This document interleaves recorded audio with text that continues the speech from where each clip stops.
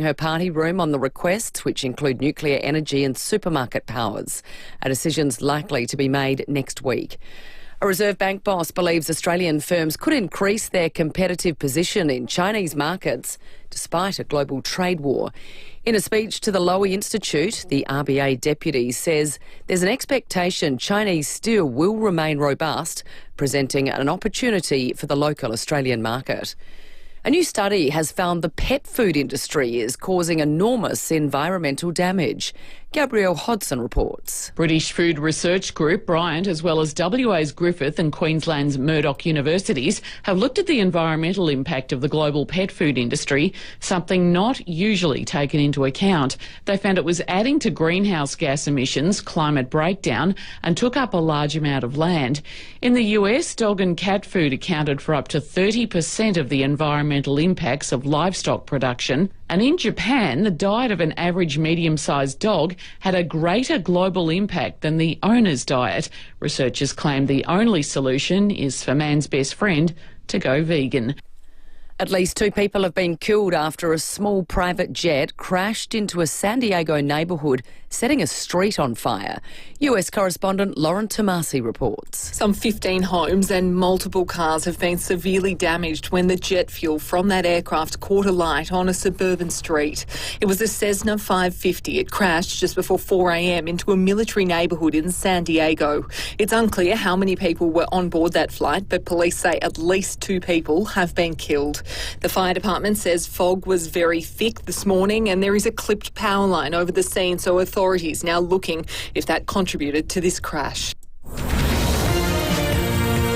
Now turning to 5AA Sport. To make room for renovations, Agostino Mitsubishi are having a stock clearance sale on now, Nailsworth and Mawson Lakes. Here's Tom Wren. Thank you, Jess. Geelong star Bailey Smith has dominated his former side, the Western Bulldogs, in a thrilling 14-point win at Kardinia Park last night. Smith had a game-high 33 disposals, but Cats coach Chris Scott says he wasn't surprised the Dogs didn't give him more attention. They don't tag, so I don't think that's a departure from the way they play, and not the worst strategy when you've got such quality in there. And I think the push and shove is a bit overrated, but it's not for me to tell the opposition how they should play. Cats key forwards Jeremy Cameron and Shannon Neal combined for 11 goals. Meantime, the teams are out for the rest of the weekend. Port Adelaide forced to make 4 changes for its clash with Fremantle in the West tomorrow night. With Jason Horne-Francis, Lockie Jones, Asava Radaglia and Josh Sin all injured. Brandon Zerk-Thatcher, Travis Boak, Rory Atkins and Hugh Jackson are all in, with Jackson set to make his debut. The Crows will trim their extended squad later today ahead of Sunday's match against West Coast. Well, a huge coup for the Adelaide 36ers, who are set to announce they've signed Perth superstar Bryce Cotton on a multi-year deal. Aussie Alex de Minaur has drawn Serbian Laszlo Gire in the French Open first round, a player he's beaten 3 times. Meantime, Aussies Isla Tomljanovic and Maya Joint will meet in a semi-final at the Morocco Open after both won their quarter-final clashes overnight. And one game in the NRL to kick off round 12 last night, with the Dolphins smashing the Bulldogs 44-8. And that's the 5AA Sport. Thanks, Tom. To the 5AA forecast now. Sunny and 18 today, 21 tomorrow with a shower or 2 developing. Sunday will be windy, 21 with a shower or 2. Showers, windy and 17 for Monday. Right now it's 5 degrees on 5AA, always Adelaide. Over 50% sold. Wow! Tickets for the Hospital Research Foundation Home Lottery are over 50% sold. Win the life-changing $3 million Scott Salisbury Grand Prize, fully furnished and mortgage-free. And with over 11,000 more prizes, you have a 1 in 15 chance to win. Homelottery.com.au. Life-changing prizes. Life-changing impact. Homelottery.com.au. Licence M14727. City Discount Tires. Get saving now with City Discount Tires. We're offering great deals on the world's top brands in tyres, wheels, suspension and parts. Suitable for 4-wheel drives, SUVs and passenger cars, including Falcon, Michelin, Pirelli, Kumho, Hankook and many more. Finance options available. Search citydiscounttires.com.au and locate your nearest dealer today. City Discount Tires. We're driven by value. City Discount Tires. Your new local has been freshly renovated and relaunched. That's right, the Para Hills Community Club has more to offer than ever before. In fact, it's so fresh, the paint has only just dried. The Para Hills Community Club's a social hub that brings together people for a classic hospitality experience. Whether you're heading in for a family meal, letting your hair down with a few drinks and some live entertainment, or you're looking for an exceptional function space, the crew look forward to seeing you. And if you're a northern local looking for your people, become a member and join the community for great discounts and specials. Get down to your new local, the Para Hills Community Club, Bridge Road, Para Hills. You wake up with a runny nose. Maybe it's just a cold, but that scratchy throat? This might be serious. Test for COVID, flu A, flu B, RSV and adenovirus all at once with the Fan Test 5-in-1 antigen test. The Fan Test 5-in-1 delivers accurate self-testing in any environment using a straightforward nasal swab resulting in a fast and reliable diagnosis. Test for all 5 at once with Fan Test. Available now at all leading chemists. In Adelaide and across South Australia, this is 5AA, always Adelaide. Hyundai Prius is on now. Jump into the Tucson from $39,990 drive away. Visit Hyundai.com.au. David Penberthy and Will Goodings, 5AA Breakfast. 8 minutes after 6, good morning to you and welcome to Friday on 5AA Breakfast. 23rd of May, it's cold out there again, one of the cooler mornings of this week. It's just gotten over the 5-degree mark, but it was 4 earlier and it's beginning to feel a lot like winter. I tell you what, the headliner is going to be when we speak to the Bureau and we'd start talking about the amount of rainfall they're now predicting for Monday. The weekend's going to be drier than first thought. Monday, though, it's like all the rain forecasts for those the 3-day period of Saturday, Sunday and Monday have been compressed into just Monday, which is pretty exciting, frankly. We'll talk about that a little bit later with the Bureau. Also coming up on the program this morning, Zach De Silva's going to join us from Canberra. Is the coalition back on again? It was off again. It might be on again. We'll talk about that over the course of the morning. We'll be talking the Budgie Championships in Cairns. Troy Holmes is going to be joining us, the king of the Budgie here in South Australia, of course. Alex Neil-Bullen on the Crows near miss again against Collingwood last weekend. Looking forward to West Coast on Sunday as well. Always great chat, Alex Neil-Bullen. If you haven't heard him speak because you tune in early, make an effort to. He's one of the most impressive young footballers that we've had come through the program over the years. And, of course, Feedback Friday. David Penberthy, good morning to you. Good morning, Will. Good morning, listeners. That was quite the roundup there, Will. Yeah. I thought I was going to just have to basically not say anything. It's a jam-packed program. It is a jam. It's what they call in the trade a jam-packed program. I'm excited about the Budgie Championships. I forgot that the Nationals were on. Being a judge myself. Yeah, exactly right. Did you get a call up? Any missed calls from odd numbers? I'll tell you what. Having looked at my weather app in dismay this morning from the happier confines of the Doona, going, you're kidding me. If I got a call from Troy saying, mate, do you reckon you're a chance of coming up to Cairns to judge some budgerigars this weekend? I would have walked there. Kate was in Queensland for a librarians convention 2 days ago with her Words Grow Minds stuff. And she got back yesterday and I said, what was the weather like? And she goes, it was hot. I'm like, oh, I like hot. She said, it was actually, it was so humid. And she said, I'd taken all the wrong clothes because I'm already in winter mode, being a South Australian. And I got there and she said, oh, I'm going to be sweating it out. But you can see why people move. It is very pleasant, especially in the middle of winter. I know when we used to go away for the footy trips for calling the games, you'd go north, you go to Darwin, or you go to Queensland. Oh, have you been to Darwin for the game? Yeah, I've got a game in Darwin before, yeah. That must be so much fun. Oh, it's amazing, because it's always the depths of winter, and you get off the plane, it's like, you feel like you genuinely have stepped off the plane in Thailand. It's a totally different world. We say this all the time, and it's trite and obvious, but there are just moments that it's so glaring. Australia's weather. One of the worst droughts on record here in South Australia, so much so the news story at the moment is about drought assistance and how effectively it's actually getting to our farmers. 3 people have died in floods now in New South Wales. Yeah. We're going to talk about this after 7. I'm going to cross over there because this is now, this is a really, really, really big story. And I actually genuinely think it's because of the contrast with our weather that it's not being talked about and it's not as prominent in a news sense in South Australia than it might otherwise be. But there are 50,000 people that have been displaced because of flooding. Like Taree right now is completely underwater. It's all sort of around the upper Hunter Valley, places like Dungog, Bulahdelah. But this is a huge area for like working families, home of the coal industry for a long time. But so many retirees there too, because it's just picturesque, it's coastal, it's a lovely, lovely part of Australia. But, crikey, when it rains over there, it really rains. Oh, the picture's extraordinary. But you've got that going on there, what we've got, where our farmers are enduring regionally at the moment as well. But you're right, then you can go to a place like Cairns, and it feels like you're in a different country again. Yeah. It's just beautiful weather at the moment. Then you go down to Tasmania. Tassie's different totally again? It's totally different. It's like a different country. Yeah, it really is. It's just quite extraordinary. So, meat tray.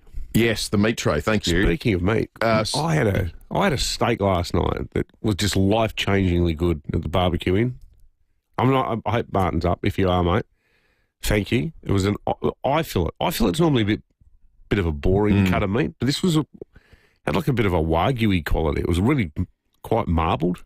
Beautiful. Superb. Anyway. Sounds excellent. Well, you can make your own home to the Barbecue Inn with the meat tray, thanks to Sam and the team at Windsor Meats in Malvern. You can find them on 61 Doothie Street, or they can deliver to you. Jump on their website and find out about their new delivery service, windsormeats.com.au. Inspired as we are by what was about to come to pass yesterday, one of the great prophecies in the history of sport. I don't usually win things. I always win things in my second year. Ange Postecoglou correcting a reporter said, you mentioned previously you usually win in your second year. No, I always win in my second year. And he did, won the Europa League. First Australian ever to do so. We're asking you, he said he gave himself a 2-year window to say something that's coming true. Predict something that's going to happen in the next 2 years. Now, can be something in your life, like Ange was predicting what he was going to do. Predict something you're going to do. Predict something that's going to happen in the world. You've got 2 years, so between now and the 23rd of May, 2027. Predict something that's going to happen and you could win yourself a meat tray. 8223 0000 or text us on 0448 08 1395. We'll give it to a caller. 8223 0000. Get your glass ball out and start looking into it. I'm not going to jaundice things by sharing mine yet. Okay. Mainly because I'm still thinking of one. Yeah, all right. Just mulling it over. 2-year time frame. Make a prediction for us. Win yourself a meat tray. There's some obvious ones in the world of politics, I think. All right. Okay. Don't you think? Let's. No, I'm not going to say anything. I was going to try and direct our listeners, but I'm not going to do that. Let's see what they come up with. I was going to say it too, and then I thought, well, Let's let the listeners decide. Let's see where let the pieces fall where they may. Exactly. News headlines in a moment. Cheapest Chips Super Sale is on now. Cheapest chips. With 20% off indoor and outdoor furniture, excluding mattresses. Shop big Black Dot clearance. Manchester up to 50% off. Become a member, start earning points and live cheaper with Cheapest Chips. Adelaide's local, trusted and truly connected talkback radio station. 5AA. Always Adelaide. All right, that'll be absolutely diddly squat. Woohoo! Buy any vehicle from Southern Cherry before June 30 and you could win an entire year of groceries from Foodland. T's and C's apply. Licence number T25707. Driven by Australian Motors. 10% in bonus gift cards now at Harvey Norman. Thursday and Friday only.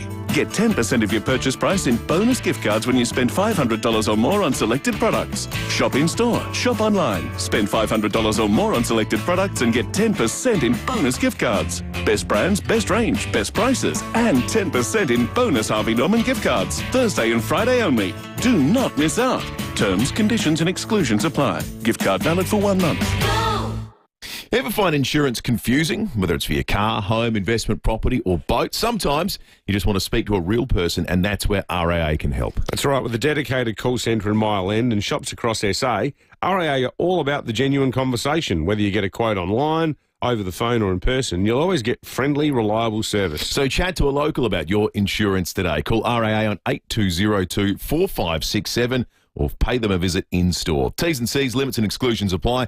Issued by RAA Insurance Limited, AFSL 232525. Consider the PDS and TMD on the RAA website before purchasing this product. New car? Holiday? Why not both? At Edwardstown Mazda's biggest ever end of financial year sale, you'll drive away with up to $10,000 in savings and go into the draw to win the ultimate New Zealand getaway. Flights, accommodation, wine tour and more. All sorted. Don't choose between a car, a holiday or great savings. Get all three. Only at Edwardstown Mazda, the #1 destination for Mazda in SA. It's gotta be. T's and C's apply. 5AA Breakfast is streaming live right now. To watch, simply head to 5AA on Facebook or YouTube.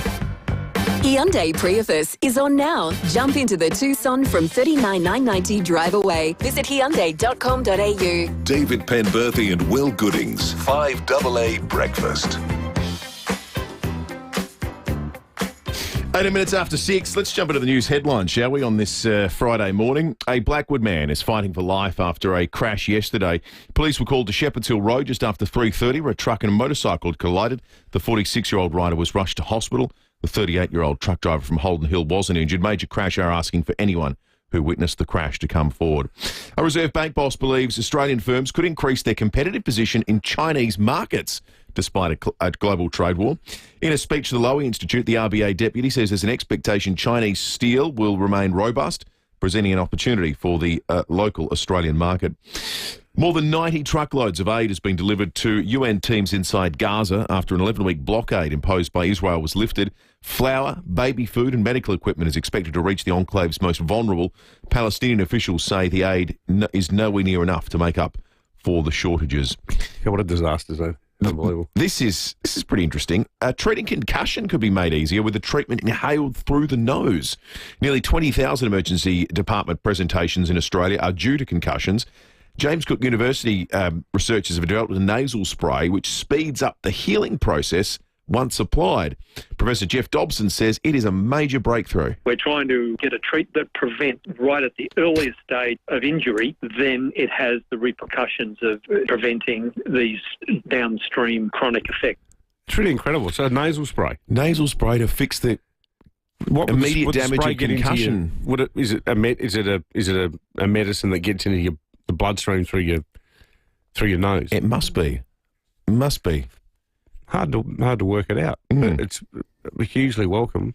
Did you ever get concussed playing sport as a kid? No, I haven't been concussed before.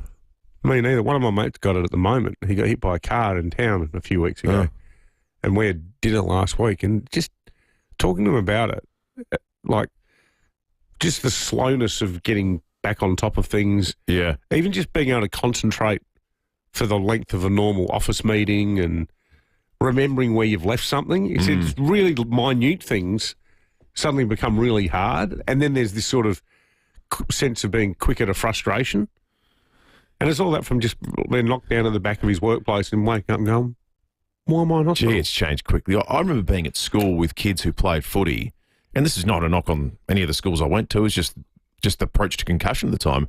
And kids that had their 7th, 8th concussion playing footy, and the view was, if he gets a couple more, we're going to have to think about this. What? Yeah. We're talking about teenage kids here. But the world's totally changed. And that was at Emmanuel, mate. Imagine when I was like the state system at the time. Sam in Thevenard's called in with a prediction for us. Morning, Sam. Good morning, guys. God, it's cold this morning. Is it ever? Is it ever? Oh, I hate the cold. I hate the cold. Me too. Anyway, Lucy loves getting behind the microphone. So my prediction is that Lucy, probably the next couple of years, maybe a fraction more, she'll have an afternoon show. Oh, okay. Yeah. There you go, Luce. She's shaking her head. And not in a good way. Thank you, Sam. It was like she smelt something really awful just then, Lucy's face, wasn't it? Yeah, she's like, thank you, Sam. You're in the running to win the meat tray. Thanks to the other Sam and his team at Windsor Meats in Malvern. We're asking you, like Ange Postecoglou, predict something that's going to happen in the next 2 years. It can be a bold prediction. It can be an obvious prediction. It could be a prediction about something you're going to do in your life or indeed something that's going to happen to someone else. We got quite a few on the text line already. Our good friend Rob says in 2 years, in 2 years, Port Adelaide will be in year 8 of 2 premierships in 5 years. Thank you for that, Rob. Another one here. Jim says, my prediction is Matthew Nicks will be removed as coach at the end of this season. We'll open the checkbook and get Chris Scott, and the Crows will win the flag in 2026. Oh, wow. Chris Scott. That's crazy. That'd be something. Peter in the Barossa says, Tony Modra will return as the Peter Shearer man and inspire SA to fly high and kick goals. And he'll be personally recruited on the eve of the election by Malley. Tony Modra? What? That is not entirely implausible. Can you imagine in February next year, Malik sends up, look, folks, I got someone here with me today who's very near and dear to the hearts of many South Australians, even though I'm a Port man myself. I just want to recognise the contribution he's made to the sporting history of the state. And the state government has chipped in an undisclosed amount of money to bring back mods, both as the Peter Shearer man and the Crows' go-to forward. Using cryogenics. He's now 22 years old again. I thought they were unveiling him as a running as a candidate. And I was wondering where would mods run? Would it be in Mawson? I mean, I don't want to move. Isn't he? Isn't he Leon down Bignell south? out. Yeah, but is it sort of Mawson area? Well, Biggles is an independent now because he's the speaker. That's true. Maybe he runs for Mayo. Well, there's something. That'd be the only thing that could oust Rebecca Sharkey, I'd say. I think so. Rebecca Sharkey, though, she does work wonders. Hey, now, there's one here from Dave in Ridgehaven. I was going to text you about this yesterday, Will, because my son was going, Dad, have you seen the Pacers game? Have you seen the end of the Pacers game? So Dave wants to know, Will, in your comprehensive intro, I heard no mention of the Pacers result from yesterday. We're going to save it for the sports segment with Tom. Is that the plan? I don't know. I don't generally talk about it. Mate, that was an incredible game of basketball. Because no one really cares. But yeah, look. The final shot, the final goal, what do you call them in basketball? Well, it wasn't, though. You're talking about the one that sent it to overtime. It wasn't quite the final one. Oh, wasn't it? Yeah. The one that bounced up way up into the air and down. Yeah. So what do you call a goal in basketball? A hoop? Yeah, the final shot score. Field goal that sent it to overtime. Yeah, look, people who listen regularly may know my throat doesn't sound great this morning. It is entirely because I was screaming so loud yesterday. I lost my mind. It was seriously? It was genuinely...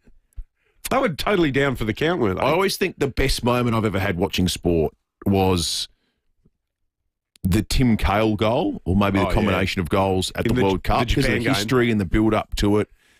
Yesterday was in that conversation for me. So the greatest moment of being a sports fan in my entire life. Wow. So it's up there with Kaiserslautern 06. Yes. Cahill, Tim Cahill. Just the improbability of it, the stakes, the rivalry, everything about it. Because you're playing the New York Knicks, who you hate. Yeah. I got to the point, it was so amazing yesterday. I got melancholy during the afternoon thinking, I've officially probably seen the greatest moment of a sporting event for something I genuinely really care about in my life. Like, that was probably it. Seriously? It was that ridiculous. Well, what if they win? What if they win the finals? Trailing 17 in the final quarter. Well, yeah. Well, yeah. Look, the door's open for more. Down not by 9 points with 51 seconds remaining. It was the most ludicrous thing I've ever seen in my life. But yeah, I struggled to read the news last night because my throat was so ruined from just losing. Yeah, I lost my mind. I didn't want to text you because I didn't want to be that guy in case you'd had some sort of issue. No, we got that one live. You didn't get to see it. Yeah, we watched that one live. Thank you, though. Your neighbours down there must think, why is all these weird sounds coming from this house in the middle of the day? She was on a business call at the time, and I heard her apologising to the person on their line. Who must have thought someone was being murdered or something. Oh, that is funny. It was a great day. Excellent. It was just quite improbable. We'll talk sport in a moment because Tom Wren has just wandered in. The weather forecast is really interesting. Top of 18 today and sunny. Then it stops being sunny. So tomorrow, 21 up to 2 mils of rain. 21 on Sunday, now only 0 to 4 mils of rain. So Sunday looks significantly drier than it did yesterday or the day before. Raining goals instead. Well, hopefully. Monday will be raining in a very real way that we haven't seen in a long while. Good. 17 the expected top. Minimum of 8 mils of rain they're forecasting. So 8 to 25 mils of rain on Monday. Get rid of that damn algae. Which would be... I hate that algae. We'll get Lucy to check this. We potentially might have as much rain Monday as we've had for the entirety of this year. It'd be close. Maybe more. I reckon if it gets up close to the 25... Certainly for the city. Lucy will check it. Top of 18 Tuesday, it'll dry up, maybe a drizzle around, and then 18 Wednesday and 17 on Thursday. Tom Rand is in the 5AA Breakfast studio with us to make room for renovations. Agostino Mitsubishi are having a stock clearance sale on now at Nailsworth and Mawson Lakes. Morning to you, Rennie. Morning, Will. Morning, David. Did we see the game of the season last night? If not, it was mighty close. This is how it finished last night between the Cats and the Dogs. The siren will sound to confirm a 14-point win to the Cats. Duncan. Love to have a beer with Duncan. Mitch Duncan in game number 300, and his Cats are victorious over the Dogs. 27-127 to 16-17-113. We are Geelong, the greatest team of all. We are Geelong, we're always on the ball. They just find a way to get it done, don't they, the Cats, every single week. They're unbelievable. The Dogs had their chances, just couldn't take them, and the Cats, to their credit, Bailey Smith, I mean, talk about a player building up a hype to a game. He single-handedly made that a sellout at GMHBA Stadium, and he delivered. He's box office at the moment. The Dogs totally have themselves to blame for losing. They could have won that game by 3 goals if they'd kicked so many sitters. But I really think, Tom, if I was a Dogs fan, I would be spewing about the way that game was umpired. 26-12. They got the rails run from the umps, and maybe it's a classic thing, and it happens sometimes here at Adelaide with Crows home games. The hometown. But that blocking free right at the end to seal it, I thought, why doesn't the umpire just kick the goal himself? He had a great game. In the end, I don't think it was decided by the teams. It was decided by the umps. The consecutive 50s, like just this nitpicky nonsense. Was that the infamous headband, Will, I think, that decision by the umpire that gave the Miller last week, I think. The hand pass throw. The same headband umpire. Anyway, it was soft. It was really soft. It was Tiggy Touchwood, wasn't it? You know, pathetic. Borrow an old term. Look, great game, but yes, in those instances, just play on. That was a Shannon Neal that kicked that goal, and that iced the game. That was a huge moment, 30 metres out directly in front. It would have been a draw at one point. It was a huge comeback with the Dogs. But you're right, as a game, though. A cracking contest, really good. And just in the basketball, I heard you chat. I mean, that was a phenomenal finish yesterday, that Pacers Knicks game. And, just the whole choking thing at the end from Tyrese Halliburton, which I think was a throwback to Reggie Miller, maybe. So, which is how I got into the sport. Like, yesterday was, imagine your favourite football memory as a kid. Now imagine it almost happening again in your lifetime. Yeah, almost exactly the same way. Like, sport is poetry sometimes. It shouldn't be like... And now, for Knicks fans, it was open up all the old wounds. It was like your worst nightmare happening all over again. Similar scenario, same team, similar stakes, same celebration. Yeah. Yeah, my phone is just full of photos this morning of just amazing stuff. You guys both work in television. Have you heard the rumour that Luke Beveridge and Kane Cornes are going to be doing their own sort of late-night footy chat show together? They get on so well. It looked a bit frosty, didn't it, pre-game? My goodness, it was good theatre. Unbelievable. And talking about just basketball while we're talking NBA, NBL, Bryce Cotton, we're expecting today, who's the biggest player in the NBL. Unbelievable. All of a sudden makes the 36 as a bit of a, here we go again, to a genuine contender. Well, 36 is disappointing last year, and in the process have lost the guy who came runner-up in the league MVP. So what do they go out and do? They get the guy who won the MVP to replace him. It's not bad, is Bryce Cotton, 5-time NBL MVP. He's arguably the greatest import in the history of the league. Yeah.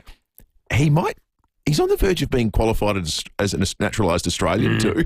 Like, one of the great coups in South Australian sporting history, attracting great players from that sport to Adelaide. Yeah. Bryce Cotton, I saw that and I thought, well, someone's made that up. There's no way that's true. He said he'd never play for another NBL team. Thank God he might be coming to the Sixers. Well, yeah, and he's 32, so still got good basketball. Totally. Probably 3-4 years left. So we're expecting a 3-year deal to be announced today. Massive announcement for the Sixers. It makes them a title contender. Unbelievable. What a great day. Good on you, Reddy. Thanks, boys. On you, Tom.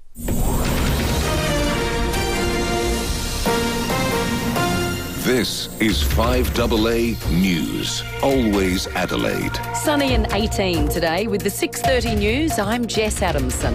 Hydrotherapy at FIVEAA Extra Marion, including underwater treadmill, latest rehab facilities and highly trained physios. PhysioExtra.com. A man's in a critical condition after his motorbike collided with a truck at Blackwood yesterday afternoon. Police were called to Shepherd's Hill Road just after 3:30, where they found the 46-year-old man with serious injuries. He was rushed to hospital. The truck driver, a 38-year-old from Holden Hill, wasn't injured. Major crash investigators want to hear from anyone who witnessed the crash. Heavy rains finally stopped across much of the New South Wales mid-north coast, but it's now moving over Greater Sydney. Prime Minister Anthony Albanese has released a statement expressing his condolences on the loss of life, saying his thoughts are with the loved ones of those who've passed. A woman in her 60s is the latest person confirmed dead after driving into floodwaters near Coffs Harbour. 2 other men have died, including 63-year-old David Knowles, whose daughters say he redirected emergency services to help others. SES Commissioner Mike Wassing says it's a tragedy. He was found passed away at his residence. It was in floodwaters. Circumstances associated with that death are currently under investigation. A 4th person, a 49-year-old man, is missing south of Grafton. The energy regulator wants changes to the power grid to make way for the growth of data centres. Gabrielle Hodson has more. The rise of artificial intelligence is driving a massive demand for data centres, but the Australian Energy Market Commission has warned they'll need as much electricity as a small city. Without it, the Financial Review says we could be facing frequent blackouts as large coal-fired power stations reach the end of their lives. It's also reporting that Australia could have 175 new data centres by 2030. The concern comes after an incident in Washington where 60 centres dropped off the grid after a surge. They were part of a so-called alley with a total of 200 centres. All up, they consume as much power as the entire city of Boston. Liberal leader Susan Lee is agreeing to consult with her party room on 4 key policy demands from the Nationals. Ms Lee says Liberal MPs will fast-track the consideration of the demands in a bid to agree on a new coalition agreement following the two-party split. Flour, baby food and medical equipment is expected to be delivered to vulnerable communities in Gaza. More than 90 truckloads of aid has been delivered since Israel lifted an 11-week blockade. Palestinian officials say the aid is nowhere near enough to make up for the shortages caused by the blockade. The New York mayor is ordering extra police and heavy weapons teams onto the streets to patrol Jewish institutions. It comes after the shooting death of 2 Israeli embassy staff outside an event in Washington, D.C. Eric Adams says they're upping security out of an abundance of caution. We heard so many people claim these protests aren't anti-Semitic. They're just anti-Israel.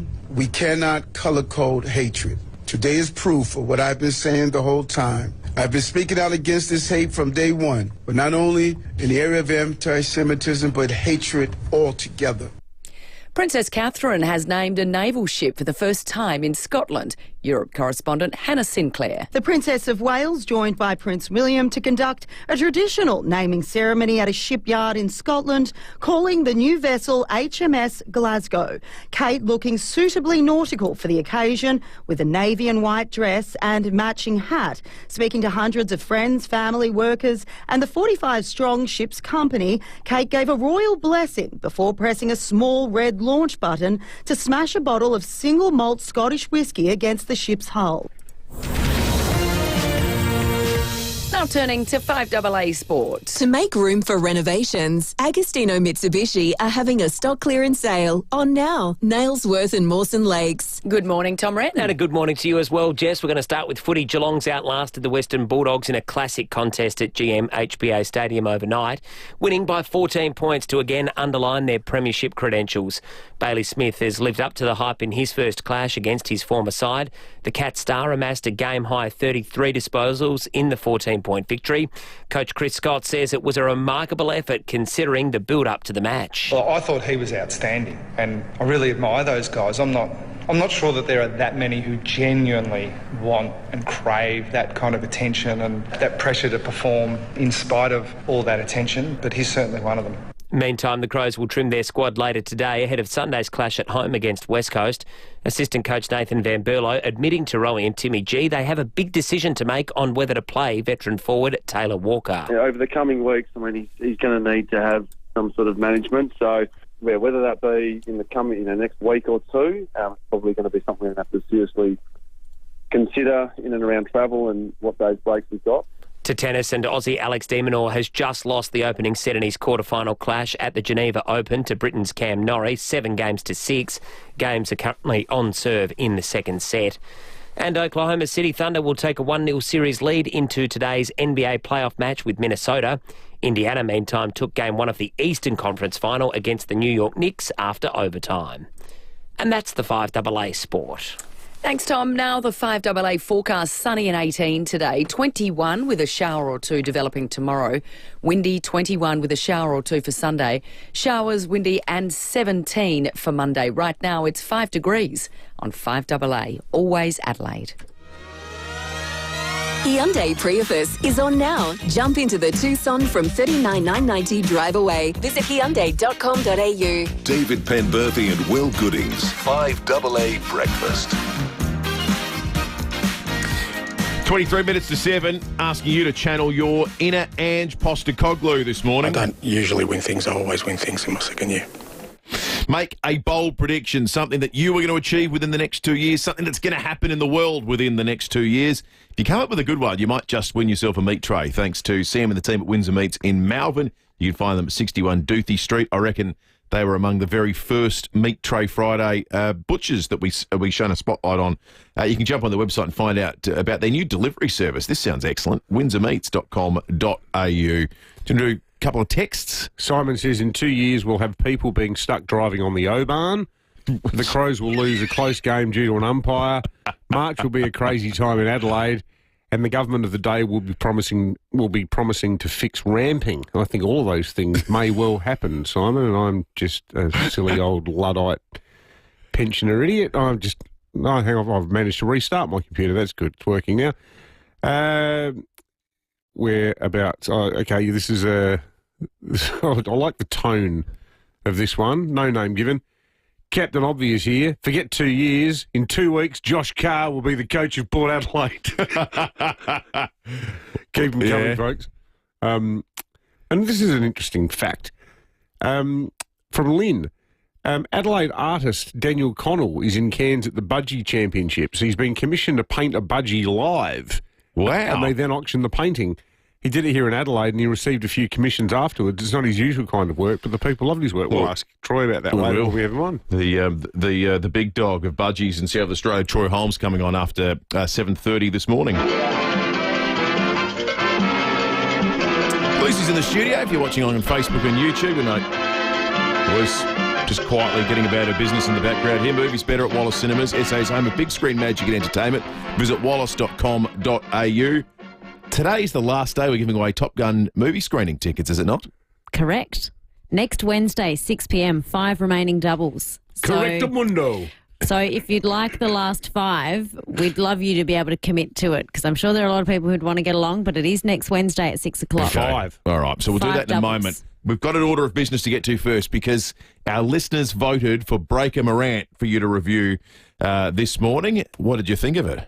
Yeah, big thanks to Wallace for our movie night and for our movie review this morning. Visit wallace.com.au for any movie suggestion. Breaker Morant, don't know if that is on the Wallace website. Filmed up in the mid-north, up in Burra. SA Film Corp, I thought, did really well for the early 80s. It was a slow burn for me. David, I know you were really thrilled about this movie. As were a lot of our listeners, Luce. Yes, and I'm trying to pick my words really carefully here. It's not that I didn't like it. The second half I preferred when they really got into the more legal scenes, nitty-gritty of I thought that part of it might appeal to you with your legal background. Yes. But the rest of the film was a bit of a slow burn for me. I really liked Brian Brown as Hancock, Lieutenant Hancock, and Woodward, who played Breaker Morant. He was excellent as well. I just wasn't that gripped by it. Well, it is sort of a historical drama, so it's not like it's not my typical it's genre. It's not a rom-com or a Marvel film. It's like it is what it is. It's what it. Yes. Like we got a few texts yesterday from people saying it's pretty slow. Is that sort of what you're saying? I would agree with that. Yeah. With or without its historical inaccuracies, the story itself was, believable. Who directed it? Was it Bruce Beresford? Yes, it was. That's right. I didn't not like it. It was just a slow burn for me. What did you think of Uncle John's singing voice? Gonna be honest, David, I had forgotten he was in it. Well, we're sorry you've been inconvenienced by watching one of the greatest Australian films ever made, and that 24 hours on, you didn't realise my late and beloved Uncle John was in it playing quite a major role. Like, do you listen to a damn word I say, young lady? He told quite the touching story yesterday. Don't young lady me. I mean that as a compliment. It was his funeral in December, for crying out loud. I would have just lied there, Lucy, if I was you. I'm sorry. I didn't get a chance to have a nap yesterday. You get a daily nap. I could not nap yesterday because I had to watch the damn film. I am joking. Oh, my goodness. I don't think you are. I don't think you are. That's all you need, a bit of frisson in this segment, bit of niggle. We could do with a bit of frisson across the whole show, across the whole week, if I'm perfectly blunt. But anyway, you should watch more movies that are dear to David's heart then. Well, I put up with Caddyshack, but I'm not copping this. That's fair. That's fair. That's fair. Right, so a rating for Breaker Morant. I'd bump it up a star if I were you. I'm really stuck with what to give it because I'm not going to be offended, Liz. In fact, I'm not. Let the record show I'm not. I'm winding you up. I'm not offended. No, it's fine. I think our listeners might be a bit offended. I'm going to give it 2.5. 2.5 for Breaker Morant. I just hope my cousin Andrew's not listening. Well, Andrew, if you are, I would like to apologise and I'll go back and find the scene. The scene that I did really like, I liked the end line right before they face their untimely death, their ultimate death, Hancock and Breaker Morant. And this is not the scene that I cut, but Breaker Morant said his final words are, sorry if anyone gets offended by this word, shoot straight, you bastards, don't make a mess of it. Mm. I didn't cut that scene, but I did. That was sort of quite scenic and picturesque, being taken to the firing squad on the hills of the Mid-North at sunrise. That was sort of, in a creepy way, quite picturesque. But the scene I did cut was Jack Thompson, who plays Breaker Morant's lawyer, and he's talking about, he's trying to defend them from saying they committed the war crimes. This is great, this scene. And he gave a really good monologue. You've picked a great scene, Lisa. Just about halfway through, but I've shortened it to the line that I thought was really poignant. The fact of the matter is that war changes men's natures.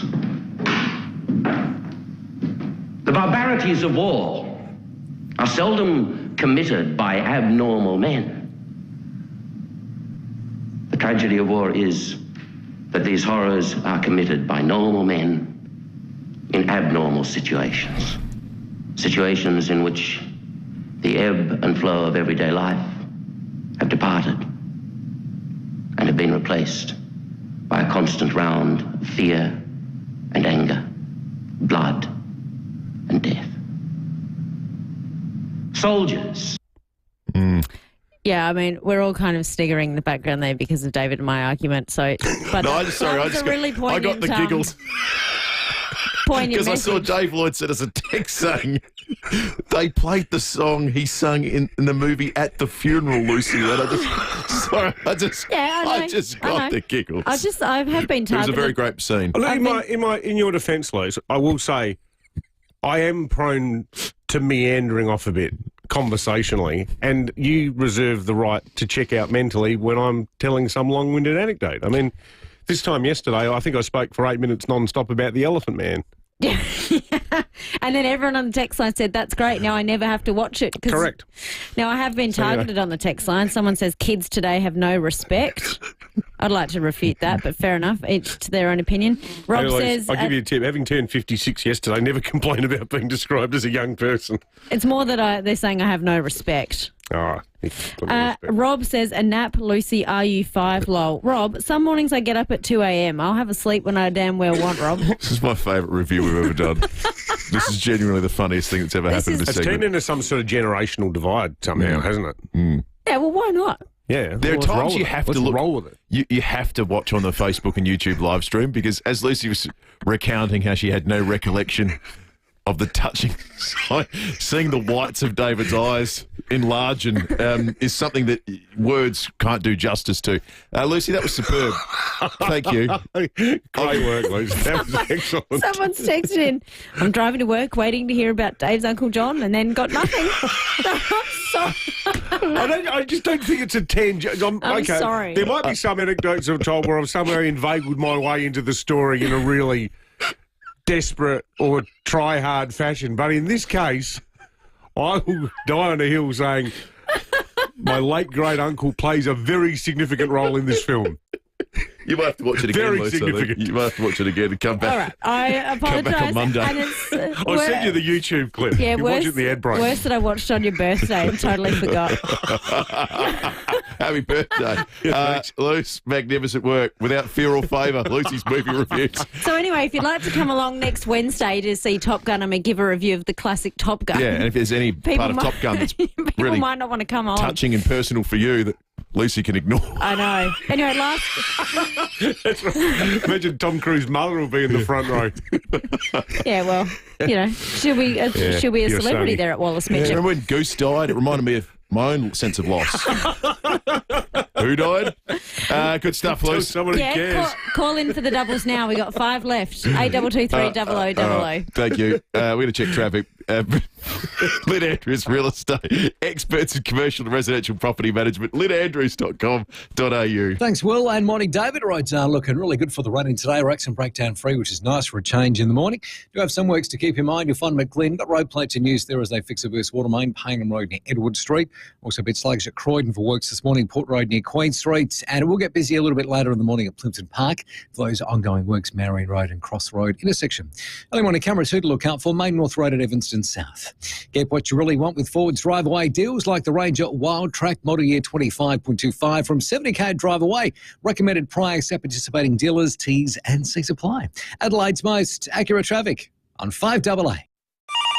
Hey Dad, it's me. You're a man in the know. Know a good electrician? Sure do. Call BMS Electrical. They came out last week and were fantastic. They rewired the shed, installed a new ceiling fan and put 4 downlights in the veranda. Best of all, they arrived on time, gave me an accurate quote and explained exactly what needed to happen. You can trust them. Here, let me get you their number. As always, you know Dad. BMS Electrical, where trust is our trade. Call 8274 0100 or find us online. Visit Jarvis Toyota's brand new undercover home in Brighton Road, Somerton Park and take advantage of savings across the Toyota certified pre-owned range. Enjoy the same feeling you get with a new Toyota at Jarvis Toyota, with all certified pre-owned vehicles tested and backed by Toyota, including a full service history and 90-point safety check.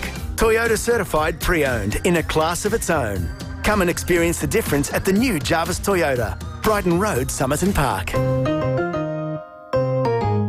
If you're thinking of building or you're renovating your kitchen, you've got a lot of choices to make, but the first choice should be Smeg. We have an amazing Smeg showroom right here in Adelaide. Deputy Distributors, they're in Dudley Park, and inside you'll find the full Smeg range on display. And what a range it is. Ovens, cooktops, fridges, wine cellars, kettles, toasters. Smeg pairs powerful performance with architectural design. And one of my favourite things about getting in there to Deputy Distributors, the cooking demonstrations. You can really taste the difference with Smeg. Proudly made in Italy since 1948. The colour, design and technology are world famous. Smeg, it's technology with style. It's the Smeg showroom today. Great people at Deputy Distributors, Harrison Road, Dudley Park. Hyundai Prius is on now. Jump into the Tucson from $39,990 drive away. Visit Hyundai.com.au. David Penberthy and Will Goodings, 5AA Breakfast. 10 to 7, been a big rain forecast development that the Bureau have issued early this morning. Daniel Sherwin-Simpson at the Bureau of Meteorology joins us. Daniel, good morning. Morning, David and Will. Before we get to what we're expecting to now happen on Monday, just take us through the weekend ahead.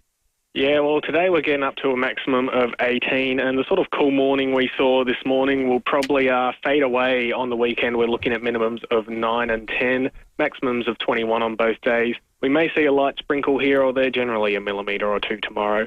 On Sunday, we'll start to see that rain you're talking about develop. That'll likely be in the fairly late evening, and conditions are going to get pretty windy ahead of it. We're expecting 30 to 50 kilometre an hour northwesterlies, possibly gusting even higher on that. And as we move through Sunday night into Monday morning, we're definitely going to see some decent falls coming through, probably looking at around a minimum of about 10 in the city, and it could get quite a bit higher up in the hills, maybe getting up near the 25, even 30 mark if we get really lucky. So fingers crossed for some of those higher falls up there where they're needed. Yeah, totally, and particularly also needed out at sea, Daniel. Do you reckon we're going to see some nice yellow warning triangles with the, Fleurieu and Yorks and Kangaroo Island forecast for high winds at sea to blast this algal bloom away? Well, we're definitely expecting gale force warnings across a lot of the coastal districts, including up the Galveston area. So hopefully that will help move this algal bloom out of the way. We're expecting some pretty big waves. And even on the Monday at high tide at the Outer Harbour tidal gauge, we're expecting a pretty high tide up there of probably over 3.5 metres. So it could be something to watch out with that. Excellent. Well, that's good. Good news. Thanks for that, Daniel. Daniel Sherwin-Simpson from the Weather Bureau. Ben Jordan, our resident Setsman, just sent a message, says that on the rain stat for the year, if we do get 25 mils on Monday, so 9 to 28, or 8 to 25 predicted at the moment, it won't quite beat the 31 mils we've had in total for the year so far, but it would be pretty close to what we've had every day up to this point. It would still be the driest start on record. 56 mils beats 1891's record of 57. So I'll just repeat that, just to give you some historical context from Ben. That's a remarkable stat. If we did get 25 mils on Monday, right, the very top end of the Bureau's target, we would still be having the driest start to a year in 134 years. It's incredible, isn't it? Unbelievable. 134 years. No wonder this algal bloom's been out there enjoying itself so much. Yeah, it's perfect conditions, isn't it? No wind, no rain, water temperature 2.5 degrees higher than normal. And if you're a large, massive gunk that likes lying around, what better place to be right now than the triangle between York's, KI and the Fleurier? Perfect. Let's head to Safepole. Senior Constable Rebecca Stokes joins us. Rebecca, some youth's been arrested for a bottle shop theft at Plympton. Yes, the 3 years had entered this store on Anzac Highway, Plympton, just before 10:30pm last night, with their hoods up and allegedly grabbed bottles of alcohol and tried to run off without paying. One of the youths was detained by a staff member and was hit with a bottle for their trouble. Fortunately, the staff member only sustained minor injuries. Our police dog Cooper and Handler were first on scene and arrested the youth. The 2 other boys had run off. The 16-year-old boy from Parafield Gardens was charged with aggravated theft and assault and bailed to appear in the youth court in July. And inquiries are still continuing to identify and locate his 2 friends. So anyone with information or dash cam, if you're perhaps near this Anzac Highway Plympton bottle shop just before 10:30 last night, can contact Crime Stoppers on 1800 333 000. And Rebecca, this next story sounds intriguing. So there was a group of drivers who made a rescue last night on the Southern Expressway. Yeah, a group of drivers have all rallied together to stop a drink driver after he nearly caused numerous crashes on the Southern Expressway at O'Halloran Hill just after 7:30pm last night. We received multiple calls from concerned motorists who saw this Mitsubishi ASX swerving. It was in the middle lane and swerving in and out of the middle lane, narrowly missing other vehicles as it was travelling northbound on the Southern Expressway. One of the drivers who saw it was in his Ford Ranger and saw this car swerving. He saw another vehicle pull in front of the Mitsubishi and slow right down, bringing it safely to a stop. Wow. Once he'd seen this car slow down, the driver of the Ford Ranger jumped out to help as well. So he's run across, turned off the car, and with the assistance of other drivers who also all stopped, they moved the driver into the passenger seat and were able to move the vehicle into the emergency lane of the expressway while they waited for police. That's amazing. Just incredible. Incredible effort. They've all seen this happen and they've all banded together to do something about it and also risk their own lives. You know, driving across the expressway in the dark is not something we would recommend. No. But obviously... I mean, this isn't the model going forward, I'm imagining it. No. I use that we might get them in for some training. Yeah. I'm always on that bit of road. So at O'Halloran Hill, that's the bit where it drops from 100 down to 80. It might be 60 at the moment with the roadworks, but normally it's 80 kilometres an hour, and at that in a speed limit that high, they managed to corral the bloke off the road. Yeah, exactly. And to get in front of him and slow him down, and also be aware if he is or isn't going to stop. You know, if he's that intoxicated and that much of a menace, there's no guarantee that he's going to see you slow down and stop. So they've really gone out on a limb and brought. Or just start belting it when you open the door. Yeah, exactly. So when patrols arrived on scene and they breath tested the driver, he recorded a blood alcohol reading of 0.225. So well over 4 times the legal limit, nearly 5 times. So, yeah, really good result to stop him. He's a 31-year-old man from Morford Vale who's been reported for drink driving and summons to appear in court in a later date. His car's been impounded for 28 days and he's lost his licence on the spot for 12 months. Wow. That's What a great story. Remarkable story. Thank you, Rebecca. Good on you, That's Rebecca. Stokes from SAPO. We're getting some more predictions through for the meat tray this morning, thanks to Windsor Meats on Doothie Street, 61 Doothie Street. Meat tray OGs are asking you to make a prediction like Ange Postecoglou did. Predict something that's going to happen in the next 2 years. Could be in your life, could be around the world. I like this one from Ryan, is it? Ryan? Yeah. I apologise if I've pronounced your name wrong. It's got quite elegant spelling, R-H-I-A-N. Yeah, it's beautiful. Ryan. Morning, lads. I predict a new Trump Tower will be built replacing the Red Ochre. So he's got a great view of a new course, which will be called the Gulf, spelt G-U-L-F, of America. Gulf That's of excellent. America. Thank you very much. Hey, remember we did Breaking 8 a few weeks or months ago now? I think we did it the day we were at the Central Market about the delays in the Jetty Road development. Yes. I was down there last night at the wonderful barbecue inn for my birthday dinner with the family. Dead set, that road, what's the council done to Jetty Road? It looks like part of, like, the bombed outskirts of Kyiv. And the funniest thing I've ever seen, it reminded me of the Stonehenge scene in Spinal Tap. There's this park bench there. It looks like they've actually, They've got the dimensions wrong. Got the dimensions wrong. It's in danger of being crushed by a dwarf.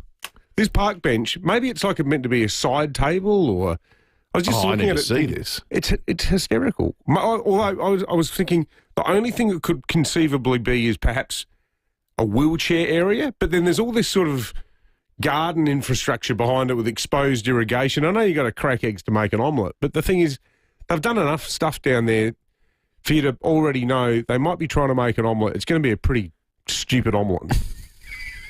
Love to hear from Glenelg residents. 8223 You can text us on 0448 08 1395. We got news wrap coming up next. Also, Zach De Silva in the nation's capital. And if you want to talk budgie on your Friday morning, Troy Holmes coming up before 8 o'clock on the Budgie Championships in Cairns. Ready for your next adventure? Austrac campers are built tough for Australia's wild landscapes. From the coast to the outback, you'll experience unmatched quality with every adventure. Austrac Campers. You could test drive a new Volkswagen Amarok from Barossa Valley Volkswagen, where the road winds through vineyards and golden paddocks beneath gum trees older than memory, where the air smells like eucalyptus along sun-drenched hills that roll on forever. Or around the block and through the shopping centre car park.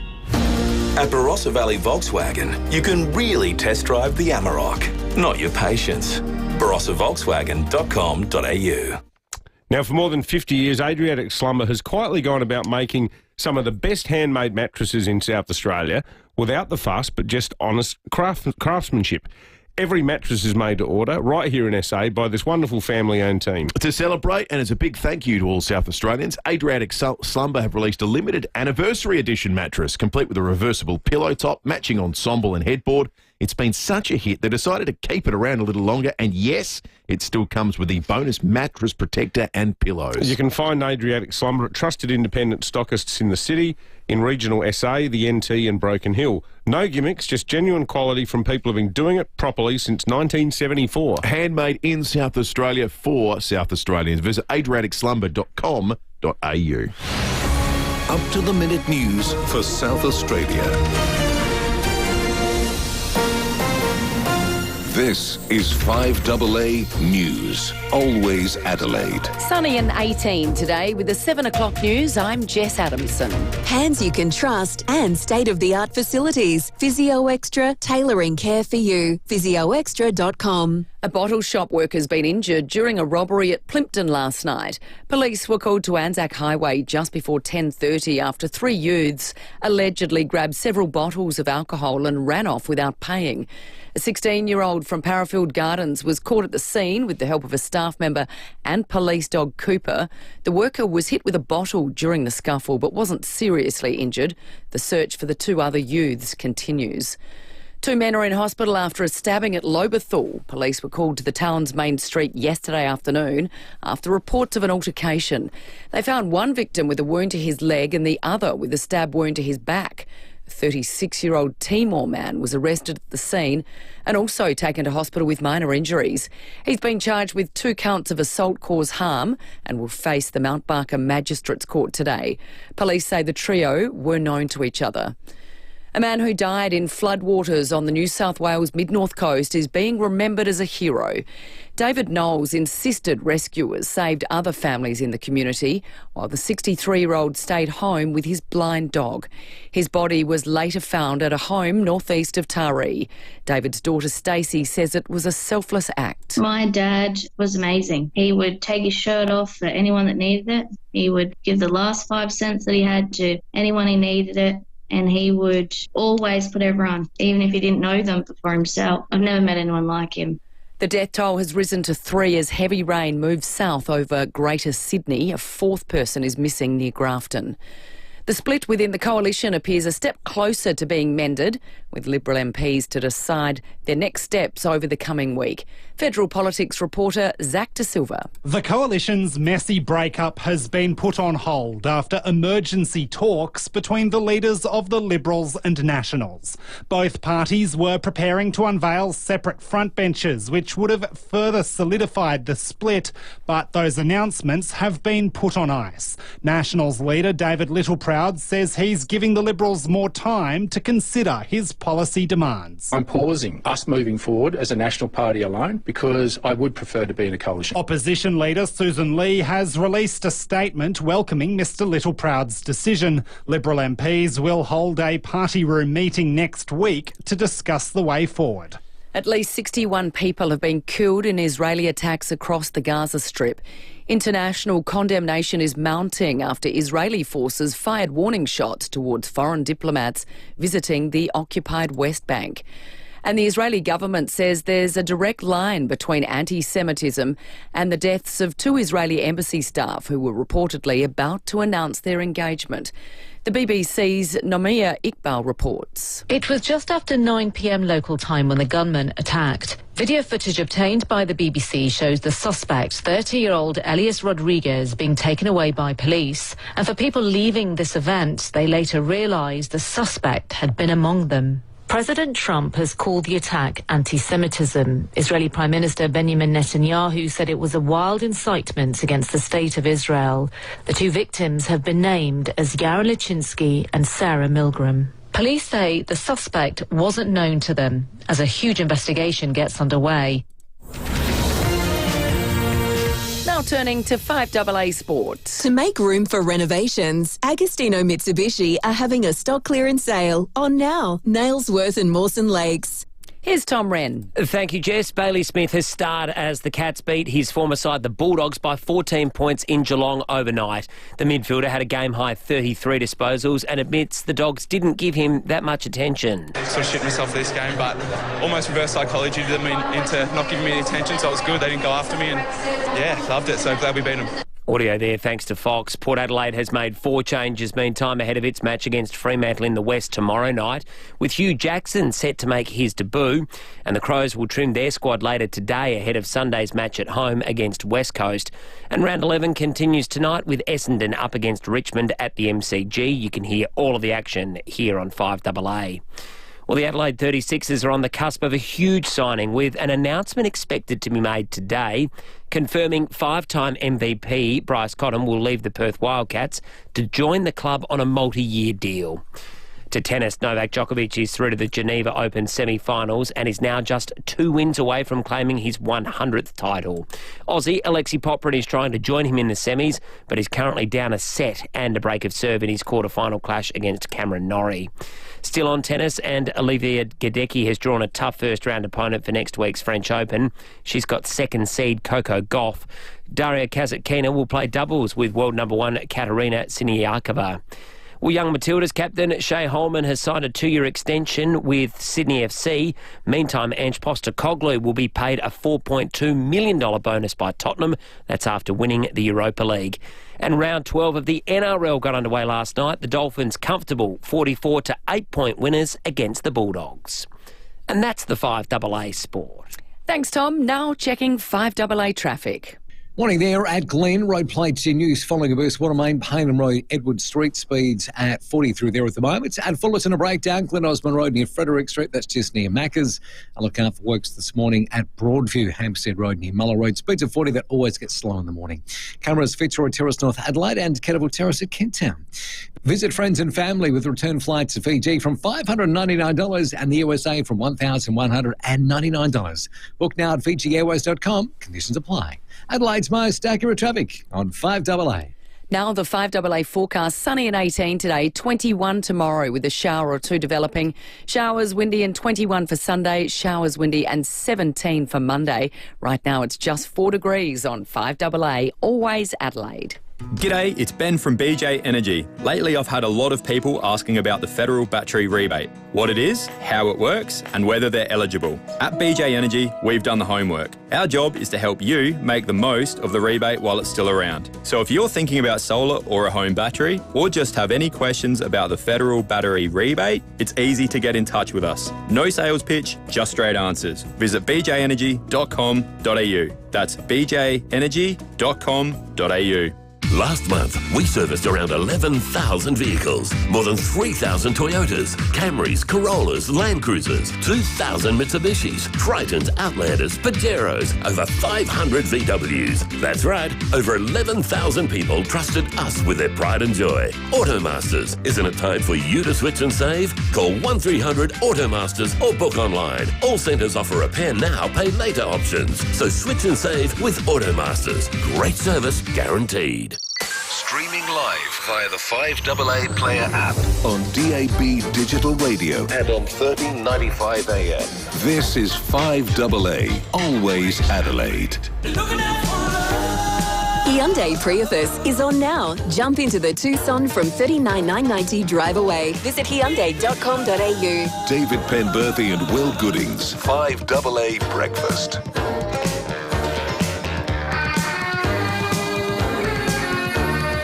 8 minutes after 7. Good morning to you. If you're joining us for the very first time on this Friday, the 23rd of May. The big number is this, 25. That's how many mils of rain the Weather Bureau have suggested we could get up to on Monday. Now, Sunday, if you're tossing and turning, thinking, I'm going to go to the footy on Sunday, Crows West Coast, because it's going to be too wet. Well, now 0 to 4 mils of rain on Sunday, so it probably won't be, fingers crossed, too bad. We're interested in this because we go with GA on the hill with the kids. Going to be doing it with the plastic poncho. So you might get away without much rain. I think that it's worth repeating the statistic, and certainly in light of this first story we're going to hit on our news wrap this morning, that we got from Ben Jordan, our resident stats man, not so long ago, who made the observation that even in the event that we here in South Australia get the top end of the predicted rain on Monday, so that would be 25 mils of rain. Even if we get 25 mils of rain, that would take the yearly total up to 56 mils of rain. It's still behind 1891 in terms of the least amount of rain we've ever received in the first half of a year. Wow. 57 mils in 1891. We would be at 56 mils. That is assuming we get the absolute maximum possible forecast on Monday. Some way short of this, that would have us well and truly short of the record. It gives you some sense of how dry it here is in South Australia, which makes it all the more remarkable. Our first cross on the news wrap this morning is New South Wales, where sadly 3 people have now died. There's real concerns for another missing in the floods that have seen places like Taree entirely underwater there.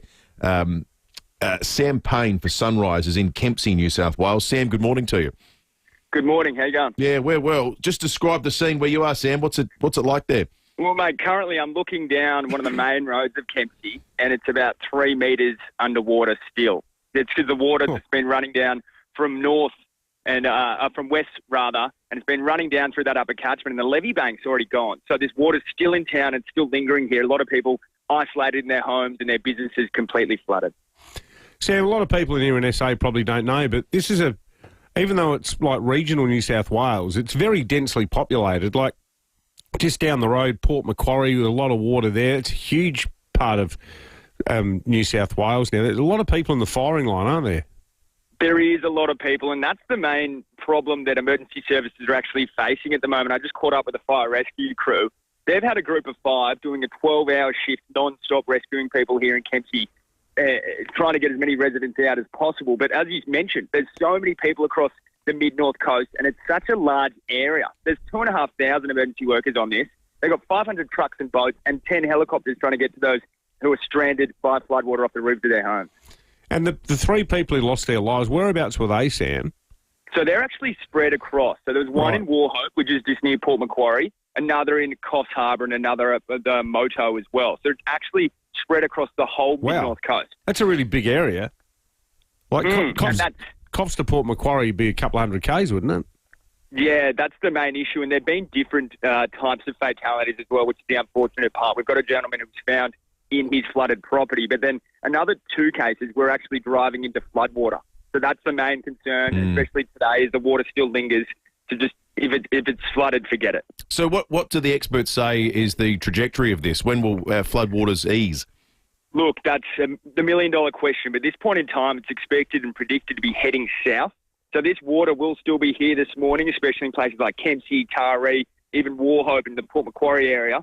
But they're predicting that as this water is running down from the west, it actually will dissipate and then hit Sydney, Newcastle more later today. Hopefully provide some respite for these towns already hit. Wow. Yeah, shocking loss of life, Sam, and total chaos by the sounds of things. Sam Payne, Sunrise reporter there for Channel 7. Area, isn't it? Yeah, it's massive. I was looking beautiful part of the world. So nice. I was looking on the map to get a sense where he's in Kempsey, and we talk about Taree on the news on 7 last night. We had all these images of Taree totally underwater. But everyone's home. It's not just, it's muddy. It's up to your shoulders. Like it's hard to imagine the amount of water. Those two destinations are 150 k's apart. Yeah. It's massive. It's massive. Like this is a flood that would be, this would be European countries.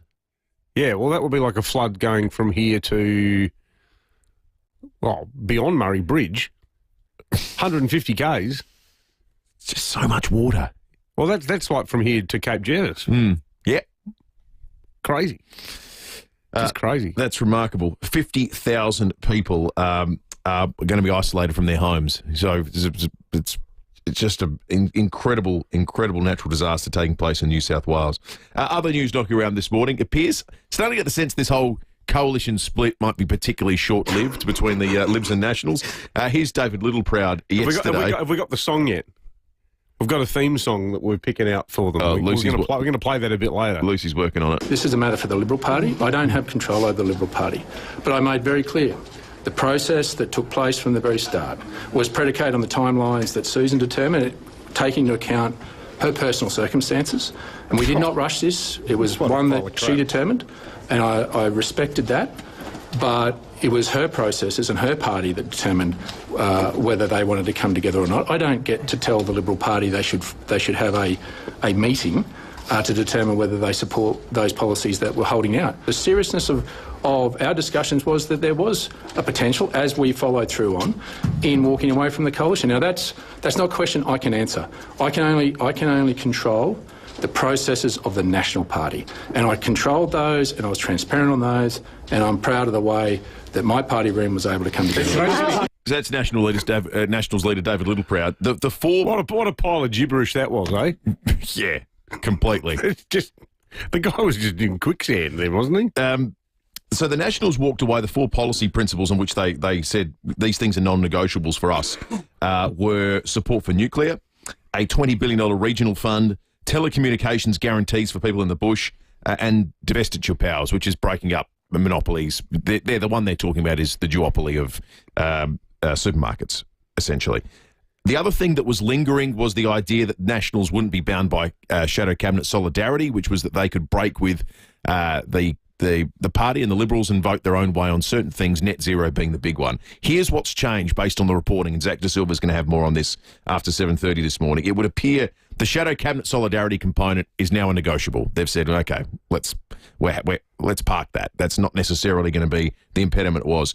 The other thing that I think is really interesting is the Liberals saying, what about we don't necessarily have a nuclear policy? What about we have a policy to lift the ban on nuclear energy in Australia? And let the market decide. And that sounds like the Nationals have gone, it sounds like, behind the scenes, that's been seen as a pretty good compromise. You call that the Peter Malinowski's position.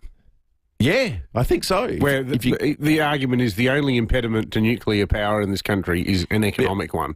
Yeah. So if the private sector goes, actually, no, it's not anymore, then let's have the conversation then. Let them be part of the mix. Yeah. I think I actually think that's a very that's a good policy position. So let's wait and see, shall we? It may be off, it may be on. For now, it's still off, but it feels like they're getting closer to some sort of agreement. You just paid them a degree of respect by bothering to analyse what all of this is about. People watching it on TV, when it pops up on 7 at night and you're reading or Rosanna's reading it, they just go, what a pile of rubbish that is. What a shambles. Well, the cynical part of it, if I was being less generous, David, I would say it's amazing how when it came to the point of apportioning shadow cabinet positions, those positions coming with greater pay, staff and perks, that suddenly everyone's focus got sharpened about maybe reforming the coalition. Correct. I think it's actually, it's less a story about policy and more a story about A, greed, and B, hatred now. And I think that the Jacinta Price defection was a huge trigger for a lot of this as well. And now we've got a room full of a dwindling number of people who hate each other more than they did before the election was called. What a great way of summarising the entire thing. Great news in Adelaide as well yesterday. We've been following this. Adelaide Airport, it's going to start becoming chock-a-block because another major airline has returned to Adelaide post-COVID. Cathay Pacific is back. Here's the Premier. Cathay Pacific is one of the world's best airlines, and it is also one of the most connected airlines into the fastest growing region anywhere in the world, and of course I'm talking about Asia. Whether it be the load that sits underneath in the belly of the plane, whether it be at the load on the top of the plane, particularly at the front of the plane, it's important to our state strategically that we're connected to Asia. So they're going to fly 3 times a week starting later this year, late November this year, in fact. Get up there, get a hard go in here, and if you want to kick on elsewhere, mega connections out of Hong Kong to the rest of this great planet of ours. So, you know, I still think Qantas still look like the laggards, don't they? We're going to New Zealand. We're going to Auckland.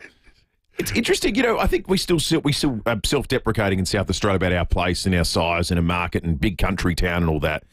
Well, the airlines that make a business out of connecting people from big centres to each other around the world seem to think Adelaide's worth flying out of, don't they? Yeah, they do. Be they in Asia, the Middle East, the United States now. Maybe we've got a bit of a sort of state bank here, a sense of who we are. I think we do.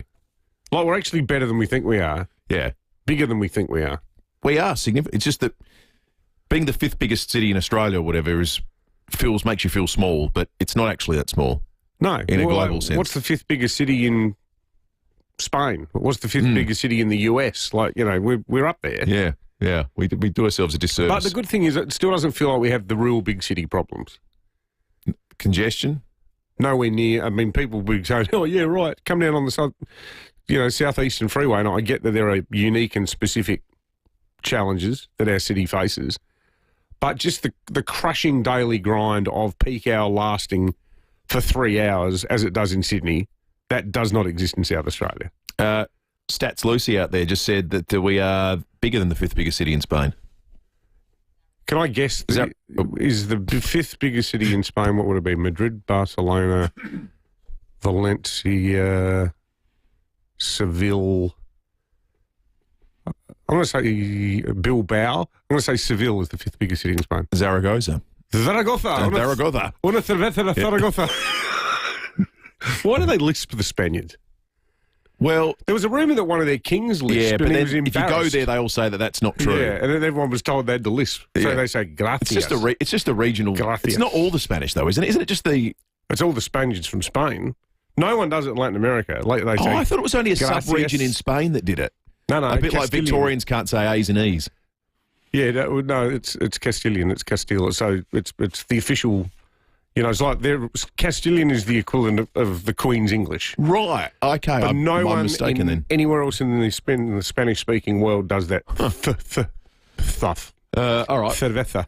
We're going to check traffic and come back with Timmy G in just a moment to talk footy. Looking forward to this. Visit Jarvis Toyota's new home on Brighton Road in Summerton Park for savings across the Toyota certified pre-owned range. Thanks, Will. Roads aren't looking too bad today. No great hassles, which is excellent. We have a breakdown getting fixed up at the moment at Fullerton, Glen Osmond Road near Frederick Street, just near the Maccas there. Glenn's got road plates in use as they fix that Burst Water Main, Paynham Road near Edward Street, so that'll be bumpy and pretty slow this morning, and always slow at the moment, O'Halloran Hill. That's those works on the Southern Expressway near Majors Road, making the new on and off ramps. Early morning cameras, Gawler Road 2 Wells and Clark Road at Evanston Gardens. Into IGA.com.au for catalogue specials like OGX Bond Protein Repair Shampoo or Conditioner, $3.85ml, $12.50, half price. Ends Tuesday while stocks last. Adelaide's most accurate traffic on 5AA. 5AA Mornings with Graham Goodings. There's been rapid growth in the public service, particularly in the number of bureaucrats dedicated to creating and enforcing regulations. New IPA research reveals a sharp rise in the size and cost of Australia's federal regulatory bureaucracy. Graham Goodings. Rather than expanding bureaucracy, the government should be cutting red tape to drive investment, job creation and prosperity. Weekday mornings from 9 on 5AA. Always Adelaide. Personal data. Pulverised. When you recycle old phones with Mobile Muster, nothing is left behind. Phones are sorted, dismantled, then crushed and shredded and smelted. Memory boards destroyed. Privacy secured. Data is truly irrecoverable. Safely recycle your old phones with Mobile Muster.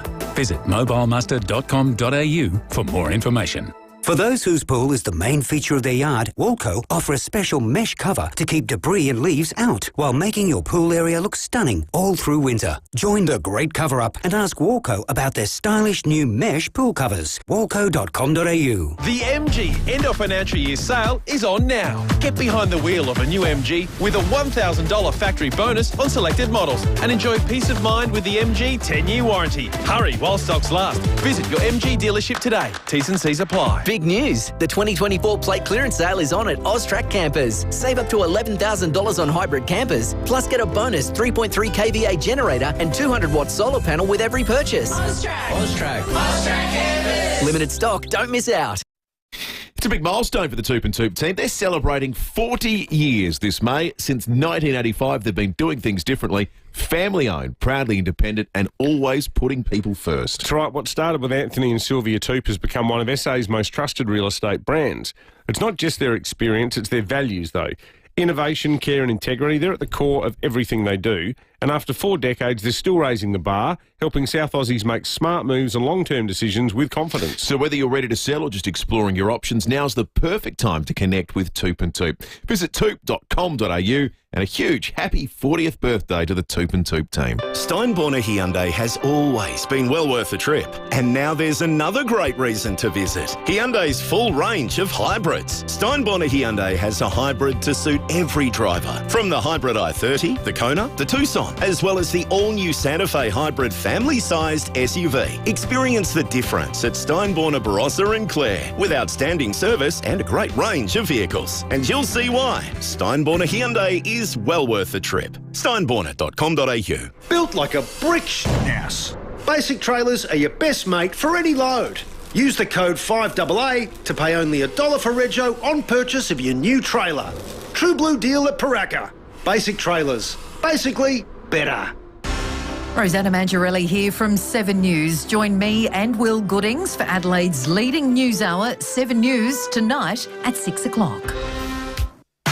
Hyundai Prius is on now. Jump into the Tucson from $39,990 drive away. Visit Hyundai.com.au. David Penberthy and Will Goodings. 5AA Breakfast. 25 minutes after 7. Zach De Silva after 7:30 this morning. Troy Holmes from the National Budgie Championships in Cairns before 8 o'clock. And in about an hour's time, Alex Neil-Bullen's going to join us from the Adelaide Football Club. Speaking about report cards with distinctions, here's Geneva. Tim Geneva on 5AA Breakfast. Timmy G! 25 minutes after 7, Timmy G joins us. Now, Timmy, Lucy tells me we're not starting with footy this morning, but rather the remarkable coup that the Adelaide 36ers have managed to perform.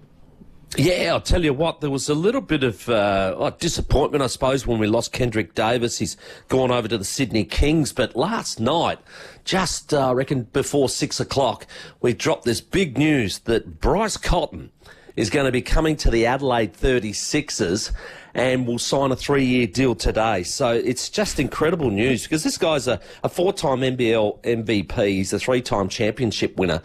He has ripped us apart in the past. I think the last game he played against us, he hit 49 points and won from the half court. So he is quite the player. He's been the best player in the NBL for quite some time. So it is an exciting coup and one that I think was going to... I mean, they're selling out the Ent Centre anyway. This is going to be just amazing stuff. Only Andrew Gaze has more MVPs than Bryce Cotton in NBL history. He said he'd never play for anyone but Perth, Timmy. Thankfully, he's gone back. He's reneged on his word. The back page of the West Australian this morning is pretty savage on Bryce Cotton, but you know what? Too bad, so sad. He was expected to go overseas. Coming here to Adelaide 36ers, and we'll say to Tommy Red earlier, I think everyone was feeling a bit pessimistic about the 36ers when Kendrick Davis left, and you thought, crikey, last year was a disaster, but Kendrick Davis was such a good import, second in the MVP. How do they go and replace him? The bloke that's won, as you say, 5 of them, and won it last year as well. It doesn't get any better than that. It's one of the biggest signings I can think of a South Australian sports team has made in terms of the pedigree. He's still in his prime.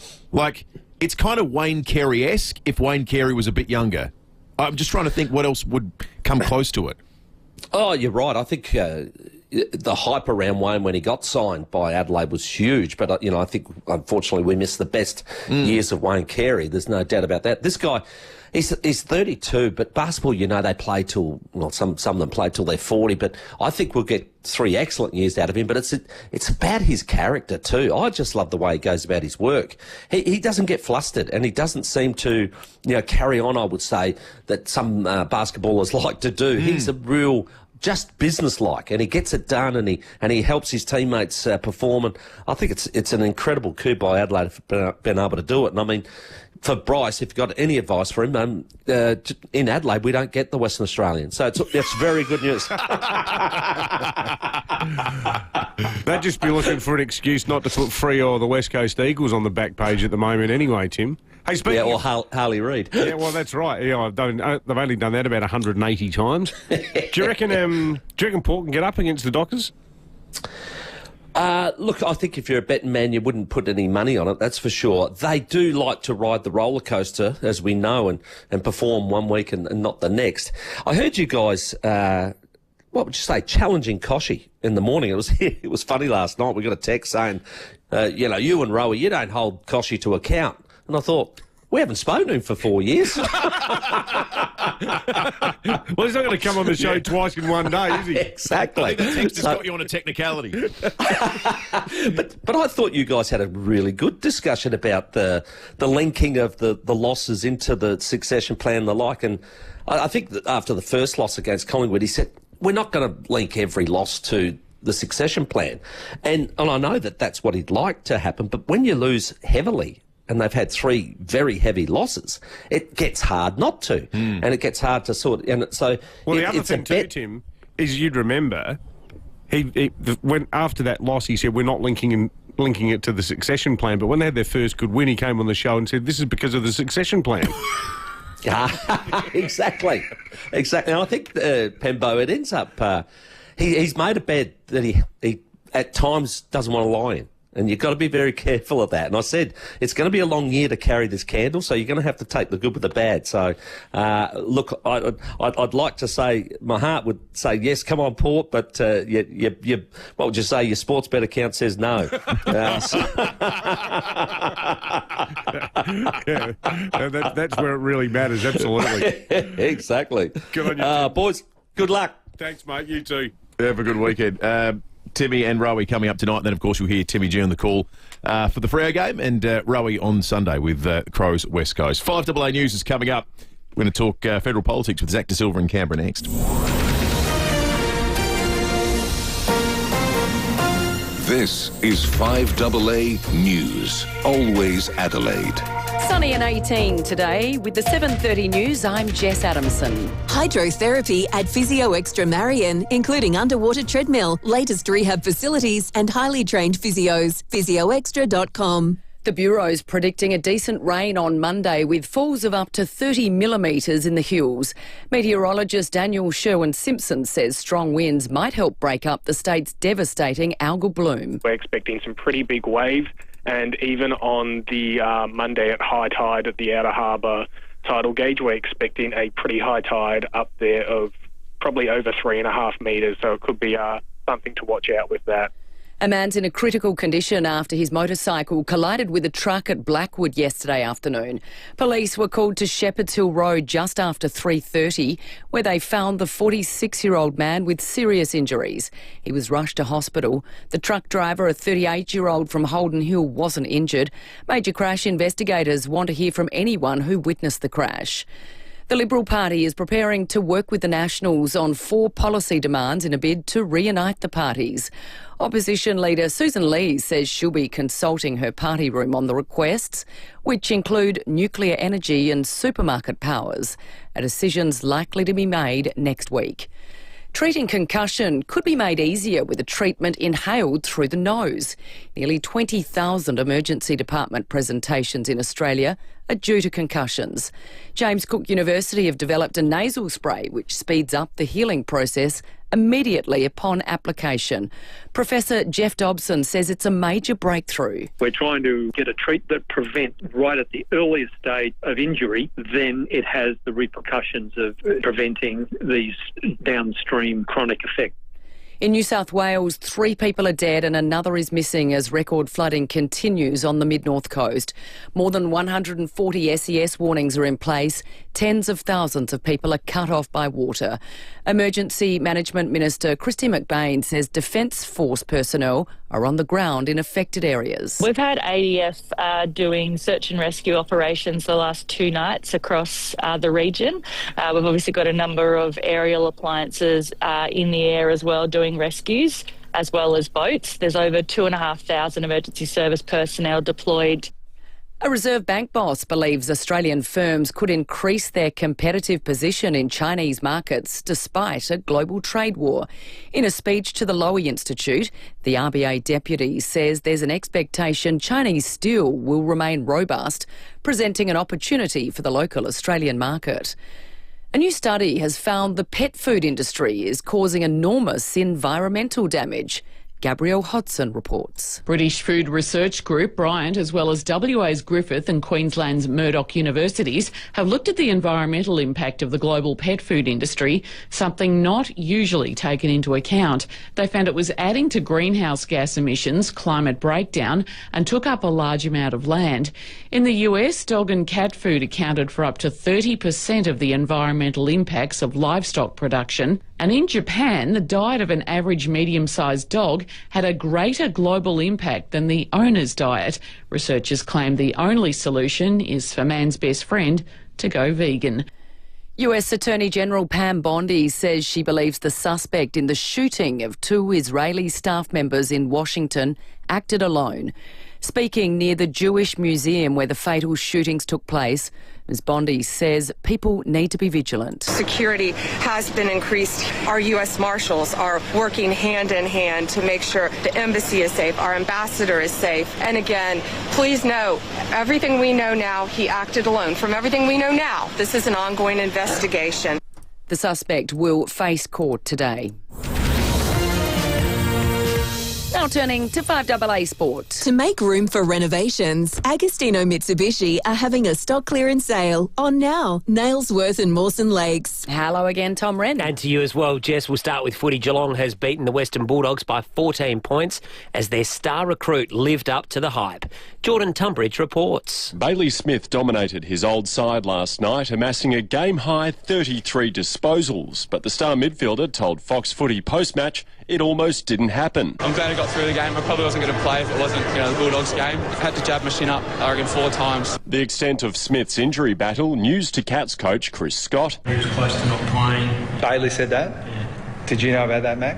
The fact that the coach and the GM of footy didn't know about it probably suggests it wasn't that serious. Geelong's tall forwards Jeremy Cameron and Shannon Neal combined for 11 goals. Round 11 continues tonight with Essendon and Richmond meeting in their Dreamtime clash at the MCG. Let's get to basketball. Former Wildcats superstar Bryce Cotton is reportedly set to sign with the Adelaide 36ers today. The five-time MVP announced his split with the Perth club earlier this year and was expected to sign overseas. A formal announcement on the deal is expected today.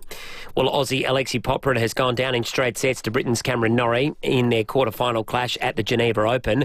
Better news, though, for Aussies Maya Joint and Isla Tomljanovic. They both won their quarter-final matches at the Morocco Open, meaning they're now set to meet in the semi-finals. And that's the 5AA Sport. Thanks, Tommy. Now checking 5AA traffic. Morning there. Roads aren't looking too bad today. We're pretty well hassle-free, which is nice. Do have a breakdown getting cleaned up at the moment at Fullerton, Glen Osmond Road, just near the Maccas. Road plates still in use at Glyn as they fix that burst water main, so it should be bumpy and slow through there. Payneham Road near Edward Street. And ongoing works will be slow South Road, Covaley Park for work on the South Road project. Early morning cameras, Gate Street, Firle and O'Connell Street at North Adelaide. Bob Jane T-Marts won't be beaten with their best tyre price guarantee. When you're after great service and unbeatable value, head to the Tyre and Wheel specialists, Bob Jane T-Marts. They'll look after you. Adelaide's most accurate traffic on 5AA.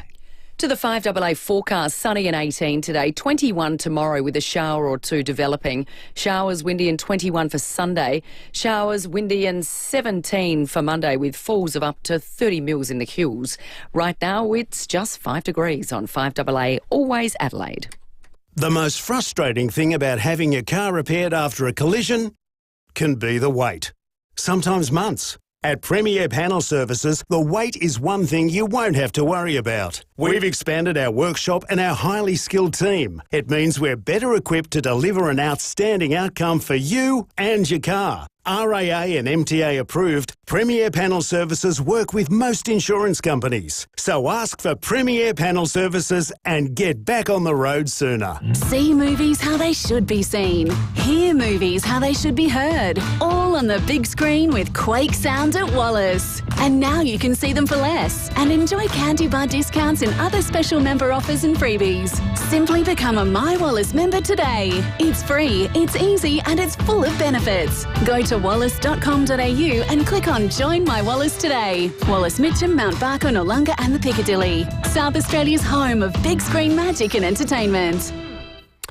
Now, you wouldn't put your shoes on before you put your pants on, and apparently, women don't apply their lipstick before their foundation. But at Life's Tiles Lonsdale, it's best to do the last thing first, i.e. pick your tiles. Yes, that's right. Life's Tiles has every size, every style, and they're all at prices that mean you don't have to compromise at all. Let the tile you love inspire the design of your bathroom or kitchen.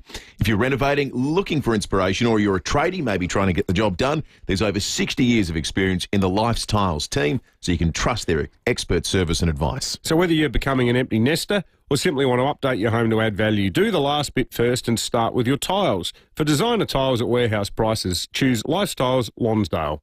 G'day, it's Ben from BJ Energy. Lately I've had a lot of people asking about the federal battery rebate, what it is, how it works and whether they're eligible. At BJ Energy, we've done the homework. Our job is to help you make the most of the rebate while it's still around. So if you're thinking about solar or a home battery, or just have any questions about the federal battery rebate, it's easy to get in touch with us. No sales pitch, just straight answers. Visit bjenergy.com.au. That's bjenergy.com.au.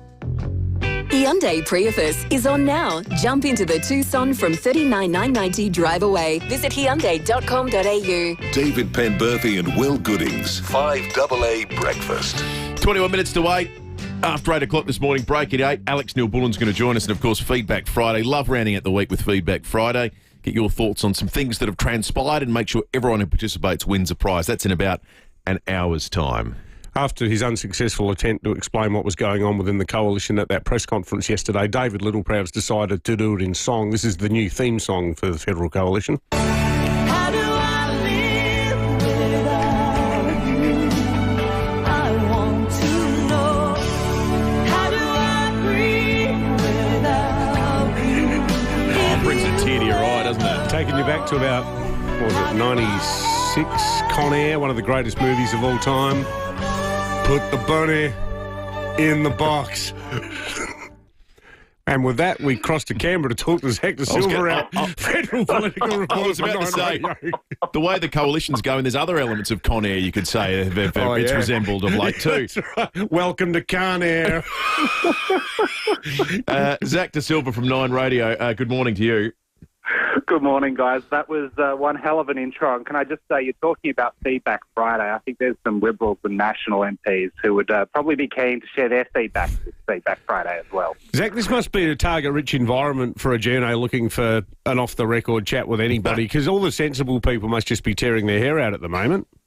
Oh, they are. And equally, there are some people who, you think are sensible who are the ones out there defending this. So it's been an absolute mess, and I think anyone who follows polls or follows politics closely could tell you this was not going to be a long-term split, for the simple fact that the Liberals and Nationals can't form government without each other. And clearly, David Littleproud in particular has realised this over the last few days. This has to be, I think, the shortest coalition split ever if it gets resolved at this party room meeting next week.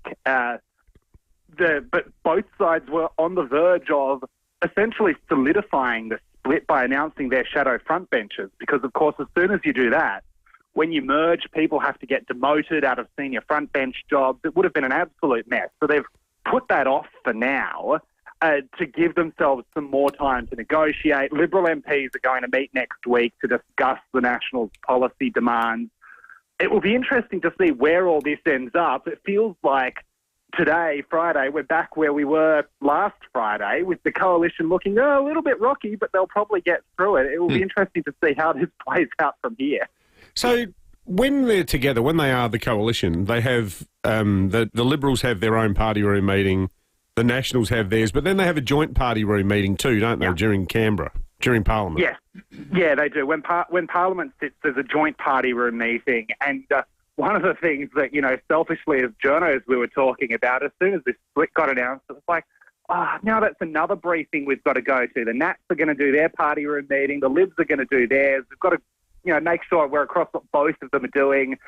So that obviously won't happen now. They'll go back to having their joint coalition party room meeting, and presumably there may be some flexibility in this split. Like, one of the big bits of legislation coming up is environment reform, and it may well be likely that Susan Lee, the Liberal leader, will support those and the Nationals won't. It'll be really interesting to see what happens with that.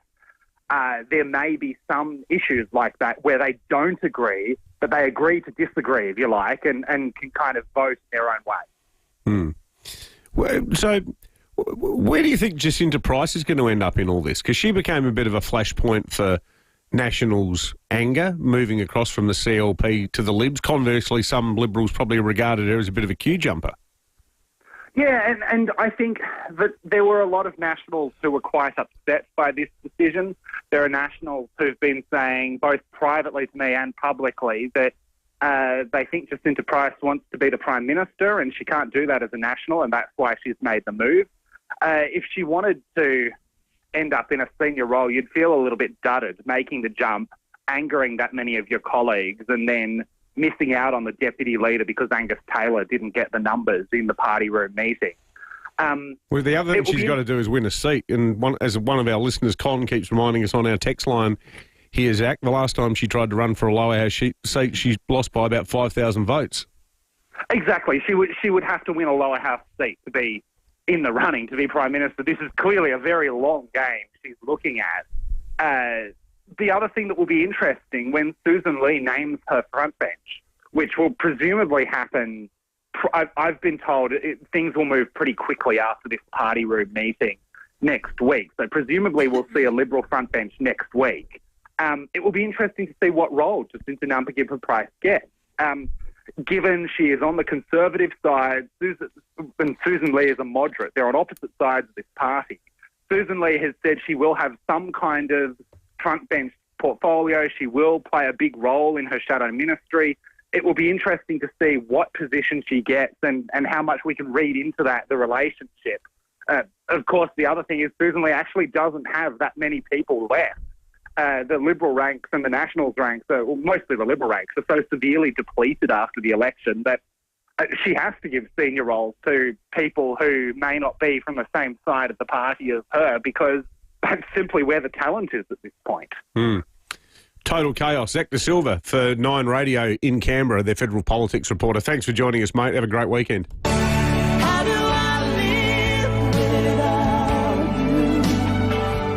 That could be their election anthem, on the night. Now I want to watch Con Air. I made Kate watch that about a year ago. And How'd that go? At the end of it, she goes, you got the mental age of a 13-year-old boy.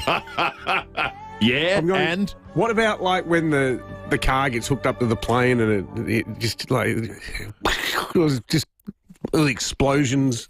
Pete Vegas Cage, that Strip film. at the end. Pete Cage. Pete Cage. We've got a meat tray to give away this morning, thanks to Sam and the team. Windsor Meats in Malvern. You can find them at 61 Doothie Street, or they can deliver to you. This is exciting. Just go to windsormeats.com.au. We're asking you to hit on your inner Ange Postecoglou and make a prediction, something that's going to come true in the next 2 years. Dave in South Brighton, good morning. Morning, guys. I was almost going to call myself Nostradamus today for my prediction. All right, let's hear it. Yeah, I reckon in the next 2 years, I'll still be getting phone calls from people that I haven't heard from a while, just ringing me up out of the blue, going, Dave, how's it going, mate? Yeah. Oh, really good, really good. By the way, you're still doing a bit of plumbing. It's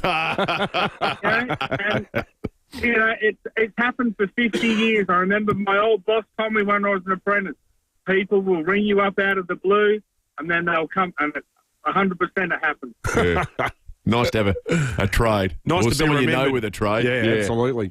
Good on you, Dave. Thanks, Dave. 8223 0000 will award the meat tray just before 9 o'clock this morning. Hey, if you own a jet ski, or if you have strong opinions about people who own jet skis, you want to listen to Breaking at 8 in a few minutes' time. Intriguing. All right, that's not too far away. Let's check traffic. Visit Jarvis Toyota's new home on Brighton Road in Summerton Park for savings across the Toyota certified pre-owned range. Thanks. Well, the roads are looking pretty good for the run-in today. No great dramas, which is excellent. Do have a breakdown getting cleaned up at Fullerton at the moment. That's on Glen Osmond Road near Frederick Street, just near Macca's. At Glenburst Watermain, road plates in use there. That's getting fixed on Paynham Road near Edward Street. And a bit slow already this morning south road at Clovelly Park for the South Road project. Cameras, Main North Road, Evanston South and Malala Road at 2 Wells. Today is free delivery Friday at Pet Barn. Spend over $99 and get free to-hour delivery. Guaranteed. Shop petbarn.com.au. T's and C's apply. Adelaide's most accurate traffic on 5AA. New car? Holiday? Why not both? At Edwardstown Mazda's biggest ever end of financial year sale, you'll drive away with up to $10,000 in savings and go into the draw to win the ultimate New Zealand getaway. Flights, accommodation, wine tour and more. All sorted. Don't choose between a car, a holiday or great savings. Get all three. Only at Edwardstown Mazda, the #1 destination for Mazda in SA. It's gotta be. T's and C's apply. Introducing the Caliente by Beechwood Homes, a multi-level masterpiece of design, innovation and style. Inspired by the effortless glamour of Palm Springs and California, it's bathed in natural light through clever architectural design. At its heart, a stunning 6-metre island bench anchors a kitchen that's as beautiful as it is functional. This extraordinary display home will be ready to experience soon in Craigburn Farm. Life's good.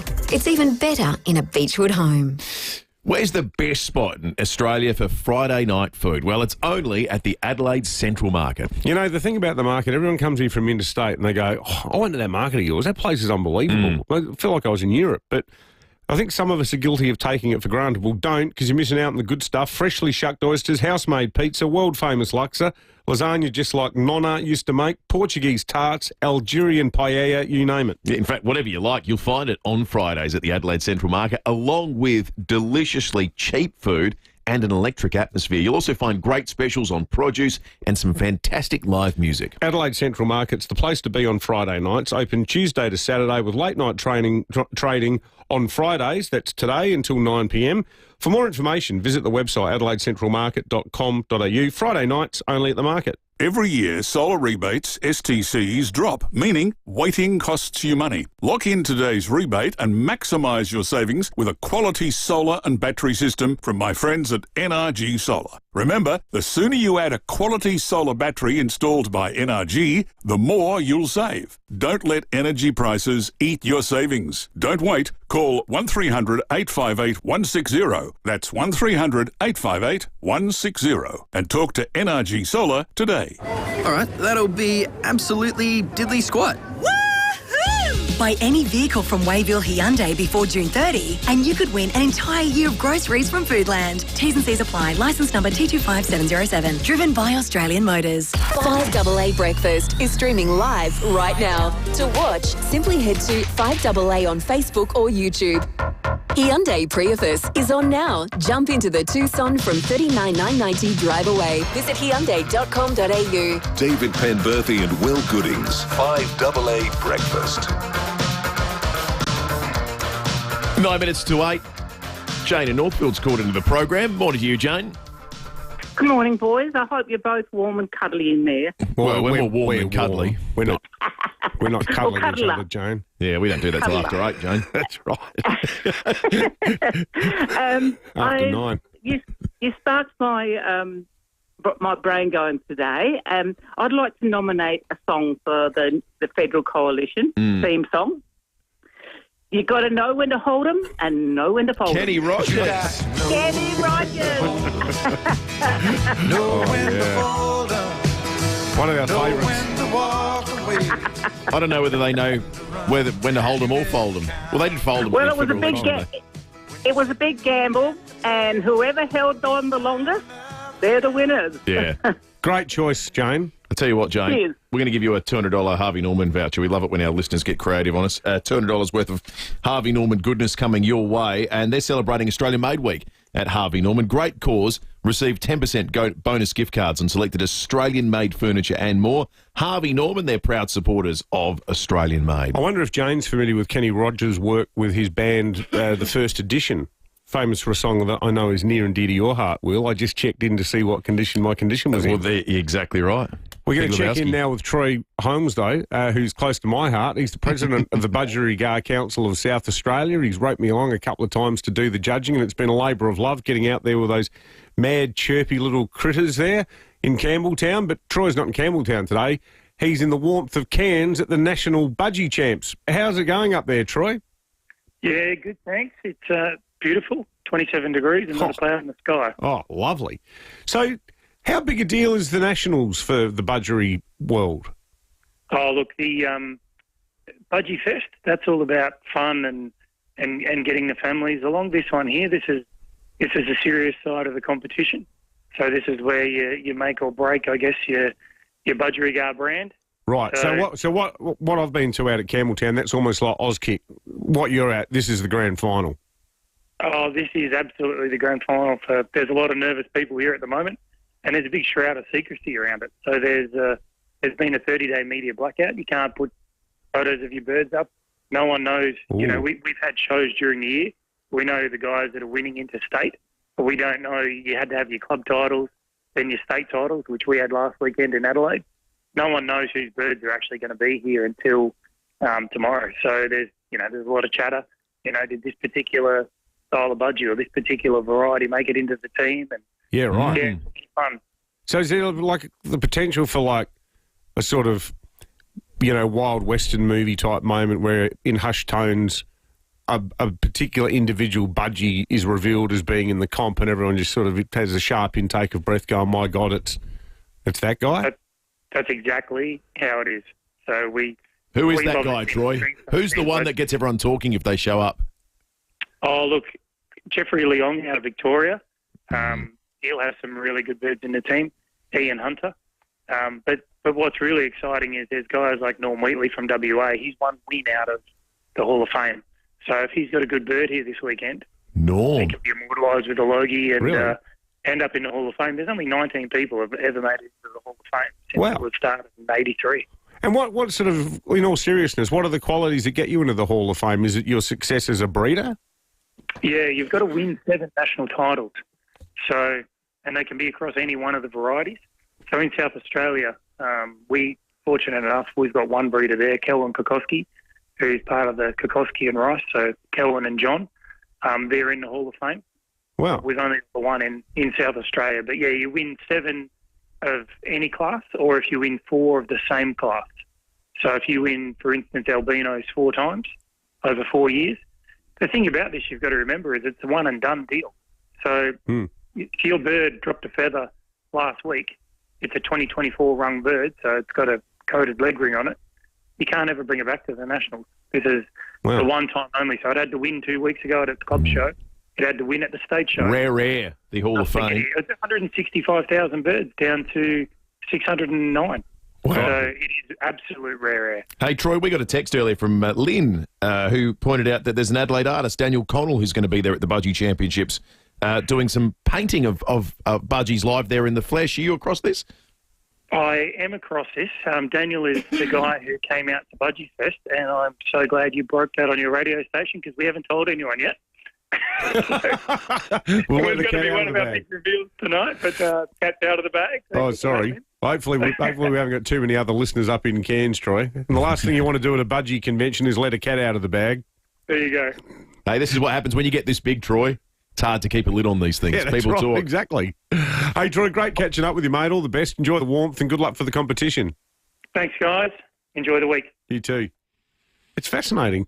It's a really interesting hobby, I reckon, because you actually need to know heaps about genetics. Like can you remember doing biology where you studied, was it Mendel? Was he the father of genetics? And you get those grids and they're like, this goes there, that goes there. It stuffed me because it felt, I was all right at biology, but that part of it felt like maths. It was really complicated. But I had a chat to Troy at the place at Campbelltown last year, and it attracts people. Like one of the guys, remember the English bloke we spoke to? He's a hugely successful barrister in England. I mean, in his spare time, he's just completely obsessed with budgie. He just travels the world, sharing budgie expertise. Great little things. You ever have a pet budgie, Will? No, never had a pet budgie. Next door neighbours had a pet budgie at one point, I do recall, but no, we never had one. Granny Penn had one. It's called Sparky. He's a cute little thing. It was blue. Competition worthy or just good company? No, he's good. He's very chatty. I used to get him the odd cuttlefish down at the beach. Did you tell him stories? Is that where you practiced your sort of being a raconteur?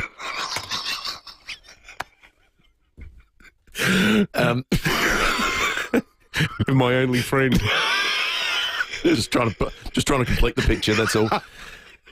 We're going to take a break. 5AA News is coming up. Breaking 8 after 8 o'clock. You would have read the news. FIVEAA Milk Company will always put SA first, and you can too. When you reach for milk, reach for FIVEAA Milk Company products and support our dairy farmers and their families. We guarantee that all our milk is 100% South Australian and it's always fresh. We have over 24 refrigerated trucks shipping FIVEAA milk to cafes, restaurants and supermarkets all over SA. Look for the local in your supermarket. FIVEAA Milk Company. We're for SA dairy farmers. Ready for your next adventure? Austrac campers are built tough for Australia's wild landscapes. From the coast to the outback, you'll experience unmatched quality with every adventure. Austrac campers. Hi, I'm Bronte Manuel from Toop and Toop. This May, we're proud to be celebrating 40 years of doing real estate differently in South Australia. Since 1985, we've remained family-owned and fiercely independent, with innovation, integrity and people always at the heart of what we do. While the industry's changed, our values haven't, and we're incredibly grateful to our clients and community for their trust and support. Visit toop.com.au. Toop and Toop, 40 years of family, innovation and integrity. City Discount Tires. Get saving now with City Discount Tires. We're offering great deals on the world's top brands in tyres, wheels, suspension and parts. Suitable for four-wheel drives, SUVs and passenger cars, including Falcon, Michelin, Pirelli, Kumho, Hankook and many more. Finance options available. Search citydiscounttires.com.au and locate your nearest dealer today. City Discount Tires. We're driven by value. City Discount Tires. Hi, Brett Ibbott here for Mawson Lakes Mazda. It's always a good idea to buy a Mazda, and now it's even better when you unlock end of financial year deals early. All makes, models and colours plus low-K demos are being cleared with immediate delivery. You'll also get free on-roads, free stamp duty, free 12 months retro and $500 worth of accessories. No gimmicks, just great deals. Get your end of financial year Mazda early at Mawson Lakes Mazda, Salisbury Highway. T's and C's apply. The very latest news and information. This is 5AA News. Always Adelaide. Sunny and 18 today with the 8 o'clock news. I'm Jess Adamson. Hands you can trust and state-of-the-art facilities. Physio Extra, tailoring care for you. PhysioExtra.com. Motorists on the Southern Expressway have banded together to help catch a drink driver. Police received multiple calls around 7:30 last night after a Mitsubishi ASX was seen swerving in and out of lanes at O'Halloran Hill, narrowly missing other cars. Senior Constable Rebecca Stokes says one motorist pulled in front of the vehicle and slowed down, forcing the driver to stop, while another pushed him into the passenger seat before pulling the Mitsubishi into a safe spot. Patrols arrived on scene and they breath tested the driver. He recorded a blood alcohol reading of 0.225, so well over 4 times the legal limit, nearly 5 times. So, yeah, really good result to stop him. The 31-year-old Morphett Vale man has lost his licence for 12 months and had his car impounded. He'll face court later. The Bureau is predicting falls of up to 30 millimetres in the hills on Monday, with high hopes our farmers across the state might get the break they need. Strong winds and high tides are expected too. It's hoped they'll help alleviate the state's marine algal bloom crisis. A woman who died in floodwaters on the New South Wales mid-north coast was in a convoy with a police officer not long before driving into the water. The 60-year-old was in a four-wheel drive and chose to drive into floodwaters west of Coffs Harbour after the officer decided to turn around. Assistant Police Commissioner David Waddell says she made an emergency call a short time later. About 30 minutes later, they got a phone call from her. She was in trouble near Brooklana, which is on the lower Bovo Road. Emergency services attended and searched the area, but the woman was unable to be located. 2 men have been confirmed dead. A third is missing. A 73-year-old man is due in court today after Australian Border Force officers allegedly found child abuse material on his phone. Officers say the man was chosen for a baggage examination after arriving at Perth Airport earlier this month, and multiple videos of children being sexually abused were allegedly located on his phone. Flour, baby food and medical equipment is expected to be delivered to vulnerable communities in Gaza. More than 90 truckloads of aid has been delivered since Israel lifted an 11-week blockade. Palestinian officials say the aid is nowhere near enough to make up for the shortages caused by the blockade. At least 2 people have been killed after a small private jet crashed into a San Diego neighbourhood, setting a street on fire. US correspondent Lauren Tomasi. Some 15 homes and multiple cars have been severely damaged when the jet fuel from that aircraft caught alight on a suburban street. It was a Cessna 550. It crashed just before 4 a.m. into a military neighbourhood in San Diego.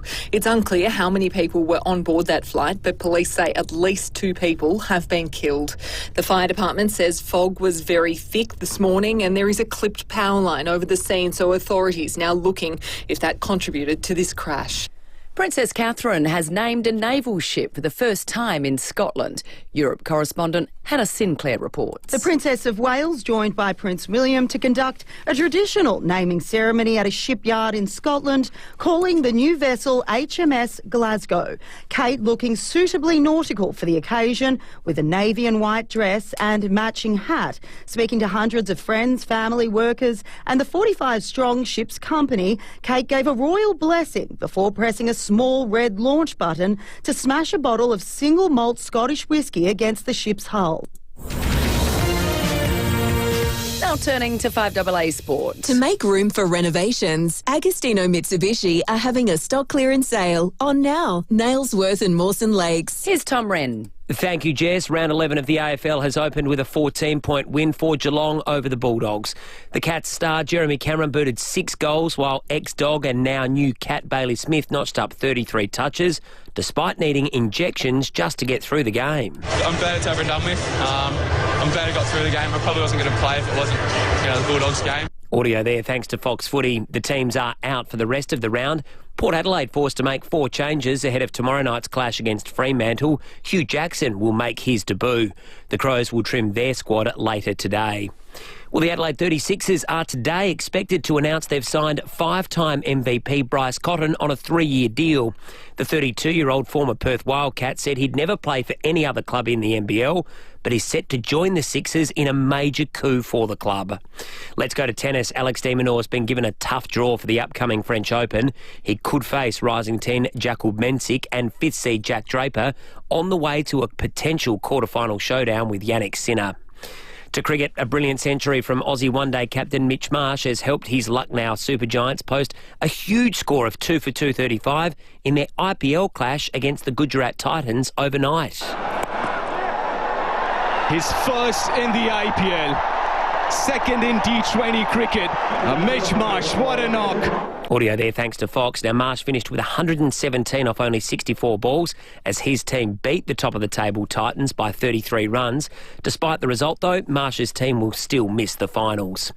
Meantime, England has enjoyed a huge opening day with a bat in their test match against Zimbabwe in Nottingham. The home side finished its stumps at 3 for 498. Ollie Pope, Zach Crawley and Ben Duckett, all with centuries.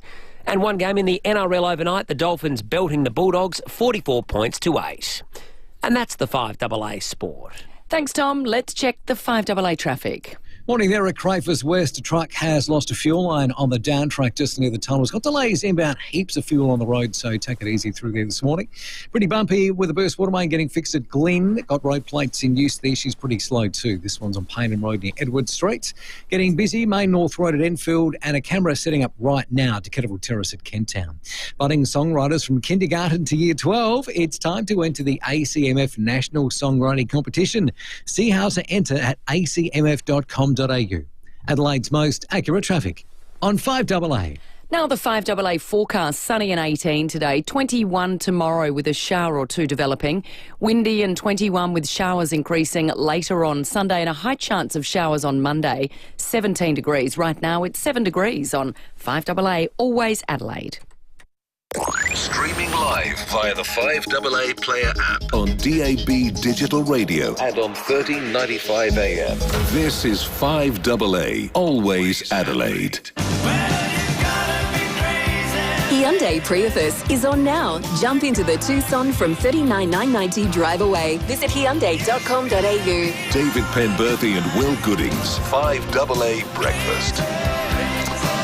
7 minutes after 8, coming up very shortly. Alex Neil-Bullen from the Adelaide Football Club ahead of their clash against West Coast on Sunday. I think we were all predicting this game would be played in a sort of wet slop at Adelaide Oval, but it's looking less and less likely. Not because the rain is not going to come, but just because all of it's going to come a day later. 8 to 25 mils forecast for the Monday, now 0 to 4 on Sunday. So we'll talk to him about that. The huge clash they had against Collingwood at the MCG last weekend as well. Feedback Friday, also not too far away. If you'd like to participate, you can call in, get into it, and speak with Lucy and Jess. Everybody wins a prize. All easy questions.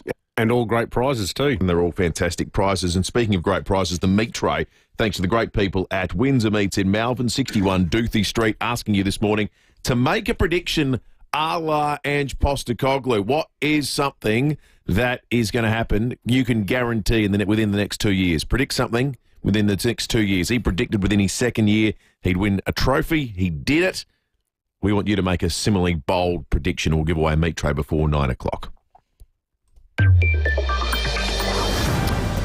Well, the use of jet skis could soon be prohibited in designated parts of our suburban beaches. Both the Onkaparinga and the Alexandrina Council were asked earlier this year to have a bit of a think about how best to manage the use of jet skis. This is in line with the state government's boating strategy that was released in January. And over the last few months, we know that Onkaparinga Council has been doing quite a bit of thinking about this. They're extremely popular. People who own them obviously love them, and you know, down at Aldinga, where I spend a lot of time, you see multiple people out on sunnier and smoother days, but there are also people who think that they're noisy and that they sometimes come in too close.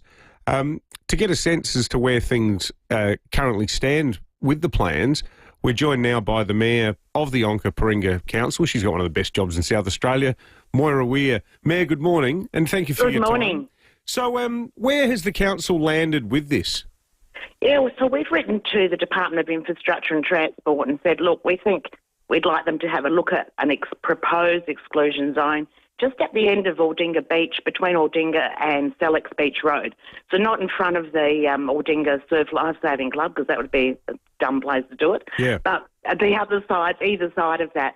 And mostly it's because people are concerned about safety. There's a lot of near misses, noise, and some of the environmental concerns too. So we've been monitoring that, talking to the department, listening to all our residents and all the thousands of people that come down and enjoy the beaches in the summertime and also throughout the year.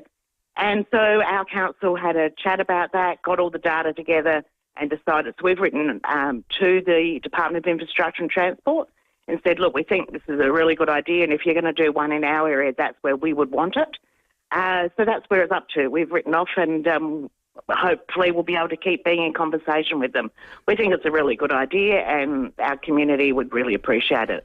I'm just struggling a little bit to visualise exactly where you're talking about, Mayor. Which part of the beach is it again? So if you think about, I know you're down there a lot, so if you go down to the low water mark, which is adjacent to Morgan Street at Aldinga Beach, and then head south along Sellex Beach Road down to Sellex Beach. So in that little zone there, but So not in south- front of the surf. So yeah, south of Aldinga to Sellex. Yeah. So pretty much the sort of between the Norman Road ramp and the Sellex ramp. That's probably the best way of thinking about it, yeah. Yeah, okay.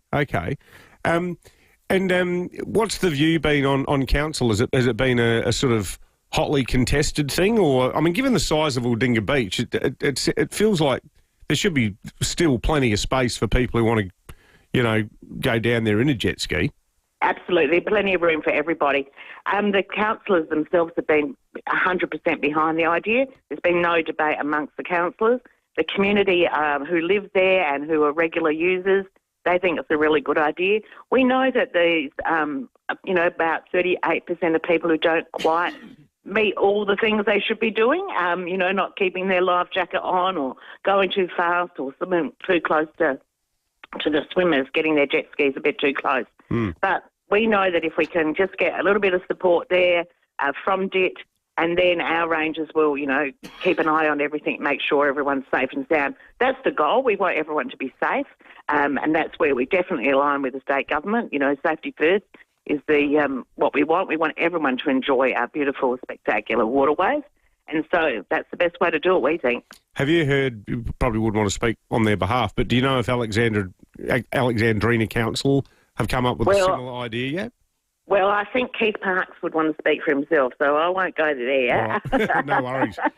Hey, just finally, Mayor, you're cheering on that rain forecast for Monday? Oh, my God, absolutely. But I did have a fun fact for you after that budgie story. My late father-in-law was the patron of Budgerigar Society. Oh, really? And Wow. so, when you were listening, I was getting all my flashbacks of years and years of getting things ready for show halls and making sure every single feather was in its proper spot. So that was a very entertaining memory for me. Oh, that's nice. Oh, good on you, Mayor. Mayor Maura Weir from the Onkaparinga Council. Thank you for joining us for Breaking at 8, and we'll throw it over to the listeners now to see what they think. Thank you. Thanks. That didn't work. Here we go. Where's your button, Will? Oh, there we go. There we go. Just needed a Friday morning coffee, that button did. There's already some text coming through. Jane with the Y says, I find most people on the jet skis are inconsiderate, they're noisy and dangerous. Go elsewhere where the majority of people don't congregate. I've got mates with jet skis. I don't have any issue with them. Equally, though, I don't have an issue with having an area where it's like, okay, we're just going to have a bit more peace and quiet here. Mm-hmm. Do they ever grind your gears when you see them down? When they're close to the shore, they drive me nuts. Completely. Yeah, okay. Yeah. Do you shout if they're out? angrily? I've been on a jet ski. I've done jet skiing before. I've got a out in the child ocean. here. Yeah. You animal. To be fair, my child makes more noise at the beach than the jet skis, so I'm on shaky ground. After the Indiana Pacers-related noise complaints in Grange yesterday, you complaining about anyone making a racket's a bit rich. I apologise for my voice this morning. It's just a disaster zone. I think I might have done permanent damage yesterday. Now, a little bit later today, Stacey Lee, of course, is going to be coming up with one of our favourite segments on 5AA, Foodie Friday with Chris Jarmer. They're going to make a winter warmer classic, the pumpkin soup. Oh, yes. Yum. All thanks to Smeg and Powell's building or renovating. Your first choice will be visiting the Smeg showroom at Debney Distributors. Taste the difference with Smeg and Powers. The meat tray this morning, of course, thanks to the great people at Windsor Meats, 61 Doothie Street. We're asking you to make a prediction, a la Ange Postecoglou, something that'll happen in the next 2 years. Phil in Somerton Park, good morning. Hey, yeah, good morning there, guys. I believe that the Crows will play in a grand final. I didn't say win it, play in a grand final in the next 2 years. Oh, the next 2 years. That's bold. That's what we like. Does that mean next year, Phil, or could it possibly be 2027? No, I think it would be the year after. I reckon they'll win the grand final the year after that. I like it, Phil. The window. I hope you're right. The window. Let's go to Morphett Vale. Ian, good morning. Good morning, mine's similar, but I'm saying that Josh Carr will emulate to Ange and get Port into the grand final in 27. Ah, there you go, in his second year. Well, if they're both right, what's going to be one hell of a grand final in 2027, isn't it? Yeah, might it be a showdown final? Good stuff, Ian. crikey. Thank you. Keep them coming in. Make a bold prediction. There's not enough psychologists in South Australia to deal with the prospect of a showdown final. Can you imagine what it would do to friends and families? What would it do to the city, the state? Well, tear it apart. It literally. would be, wouldn't it? It'd be awful. It would have to be like the DMZ between the two Koreas. We might have to, We'd have to put up a fence along Port Road. It might be like when India and people Pakistan segregated. became separate nations and there was just a great migration of people to separate areas. That's right. Sir Richard Attenborough might make a movie about it. Well, that's exactly the Great Migration. Yeah. All right, well, that's entertaining. We're going to take a break. I wonder what Alex Neil-Bullen makes of that. We'll check traffic first and find out in just a moment. Visit Jarvis Toyota's new home on Brighton Road in Somerton Park for savings across the Toyota certified pre-owned range. Thanks, Will. At Crayfus West, a broken down truck with a busted fuel line on the freeway near the tunnels. Delays inbound, lots of fuel on the road, so take care through there. Lonsdale, Carvey, Pedal Bike, Dyson Road near Alden Hogan Road, and Glen Road plates in use fixing a burst water main. This one's Payman Road near Edward Streets. Busy South Road, Edwardstown, with the camera getting set up right now at Kettleville Terrace at Kent Town. You'll love this, a GYG brekkie burrito for just $8. Free range scrambled eggs, bacon, 2 hash browns, jack cheese and fresh pico. Just $8 at Guzmani Gomez. Adelaide's most accurate traffic on 5AA. The 5AA Sports Show. Rowie and Timmy G. This is hot. This is blue flame hot, taken to the bank. We are hearing that Bryce Cotton, 5-time MVP, he will be announced as the new recruit for the 36ers next year. The 5AA Sports Show. I'm going to go and buy a 36ers membership right now. Hello. Weekdays from 4 p.m. on 5AA. Always Adelaide. New car? Holiday? Why not both? At Edwardstown Mazda's biggest ever end of financial year sale, you'll drive away with up to $10,000 in savings and go into the draw to win the ultimate New Zealand getaway. Flights, accommodation, wine tour and more. All sorted. Don't choose between a car, a holiday or great savings. Get all three. Only at Edwardstown Mazda, the #1 destination for Mazda in SA. It's gotta be. T's and C's apply. Hi, Daniel Talia here, General Manager of Home. That's HAUME. Put simply, we buy homes. If you've received a letter from us in your mailbox, don't throw it away. You may be throwing away a golden opportunity to sell your home at market value. With zero effort, advertising fees or commissions, you'll save thousands of dollars. If you've received a letter from us, it means we're serious about buying your home. For more info, visit home.com.au. That's HAUME.com.au. Hello, Frank Walker from National Tiles. National Tiles' famous once a year May Mayhem is the biggest and best ever. Spend $1,000 and we'll only charge you $750, or spend $2,000 and we'll only charge you $1,450. That's right, spend $2,000 and we'll only charge you $1,450. Don't miss the biggest and best National Tiles May Mayhem event of all time. So rush into National Tiles now and save. Conditions apply. At Meals on Wheels SA, they believe there should be a magic moment in everyone's day. So every Meals on Wheels is nutritious, wholesome, and something to look forward to. The Big Brunch is a unique way to share the love and connect the community. That's right. The Big Brunch Drive is an annual fundraiser designed to bring people together over a big, enjoyable brunch with lashings of purpose. You can host your own big brunch at home, in the office or at school and help Meals on Wheels SA continue to make a difference this June. Register at thebigbrunchdrive.com and download your toolkit today. The Big Brunch for Meals on Wheels SA. Every bite counts. All right, that'll be absolutely diddly squat.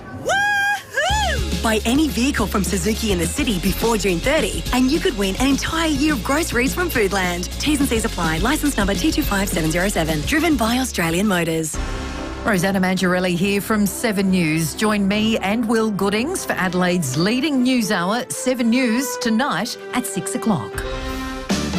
Hyundai Prius is on now. Jump into the Tucson from $39,990 drive away. Visit Hyundai.com.au. David Penberthy and Will Goodings, 5AA Breakfast.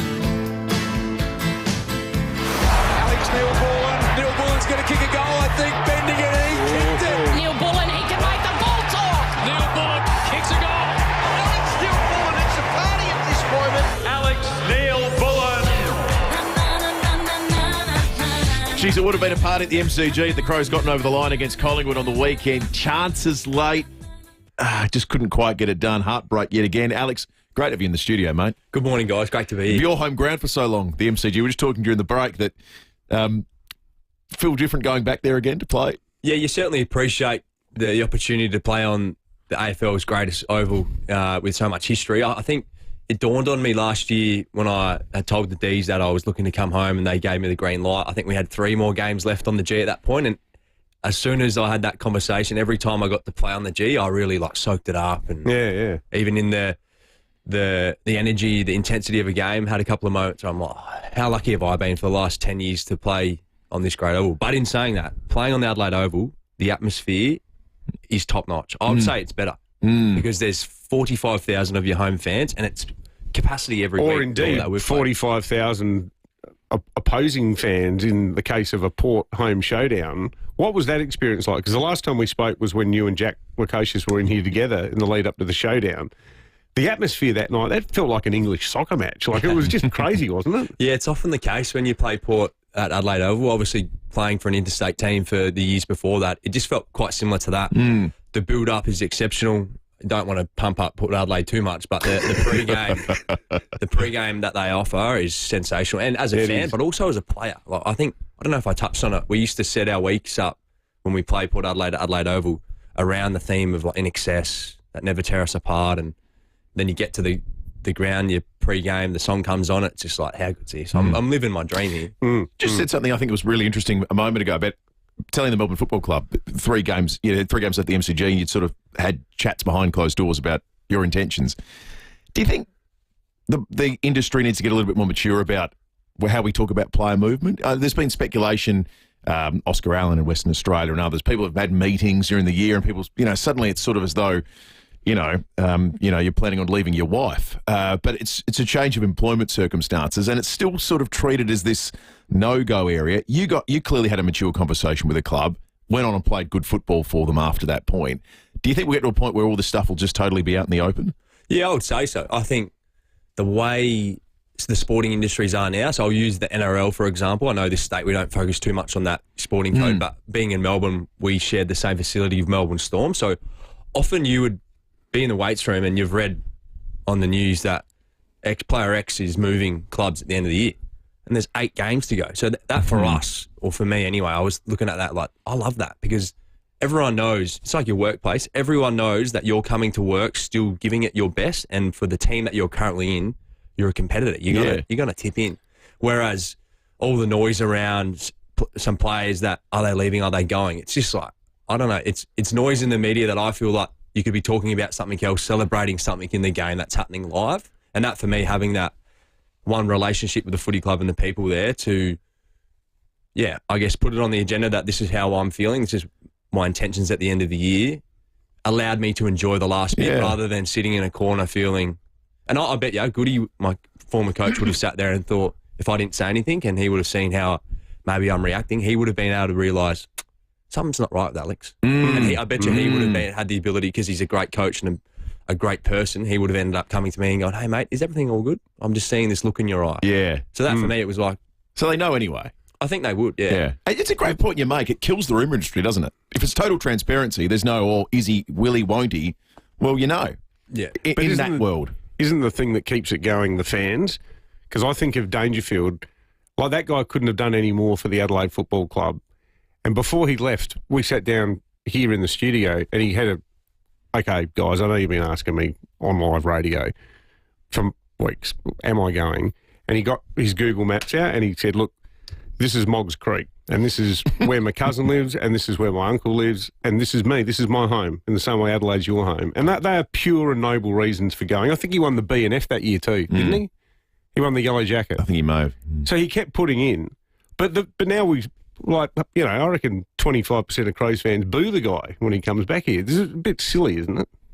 Oh, I think because he's high-end talent and a great of the game, I think it's almost that ability to think, he was once in our colours, whereas for when that last night, for example, that the rivalry of Bailey Smith versus the doggies, that's a bit of theatre in the game. But in saying that, I reckon if you had asked the footy club and Bailey last year, they would have maybe known that was happening. Just to accept that in the wide world of the media, it's something that as an industry will hopefully move more towards.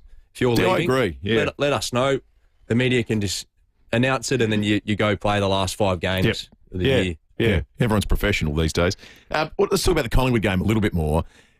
I feel like the 5AA commentary box is slightly to blame for this one because there were some missed opportunities and then Isaac Rankin took a mark about 45 metres out within range and we all went, oh, good, thank God, it's Isaac. We're all going to be okay here. We know what happened after that. A couple of uncharacteristic misses from Isaac. Which got me thinking, in that moment, we all went, oh, it's fine. We wouldn't want the ball in anyone else's hands. Having played now almost half a season with these blokes, if you had anyone in that side kicking for your life, who would it be? Oh, Darcy Fogarty. Yeah. His ability to, whatever's happening on the scoreboard, his ability to go back, do his process, and kick an important goal, it's probably up there with the best I've seen. And I think I said this the first time I spoke to you boys. Who surprised you? He surprised me because when he kicks a great goal, as he's done, he doesn't necessarily give it plenty. It's just this is what I'm paid to do. And that to me, if that's me kicking goals like he does from 55 on a tight angle, get us in front, I'd be giving it a bit. He's just like, no worries, boys. Going full Rochelle. He just gets on with it. Get the guns out. I love that about him because he knows what he's there to do. He's mastered it.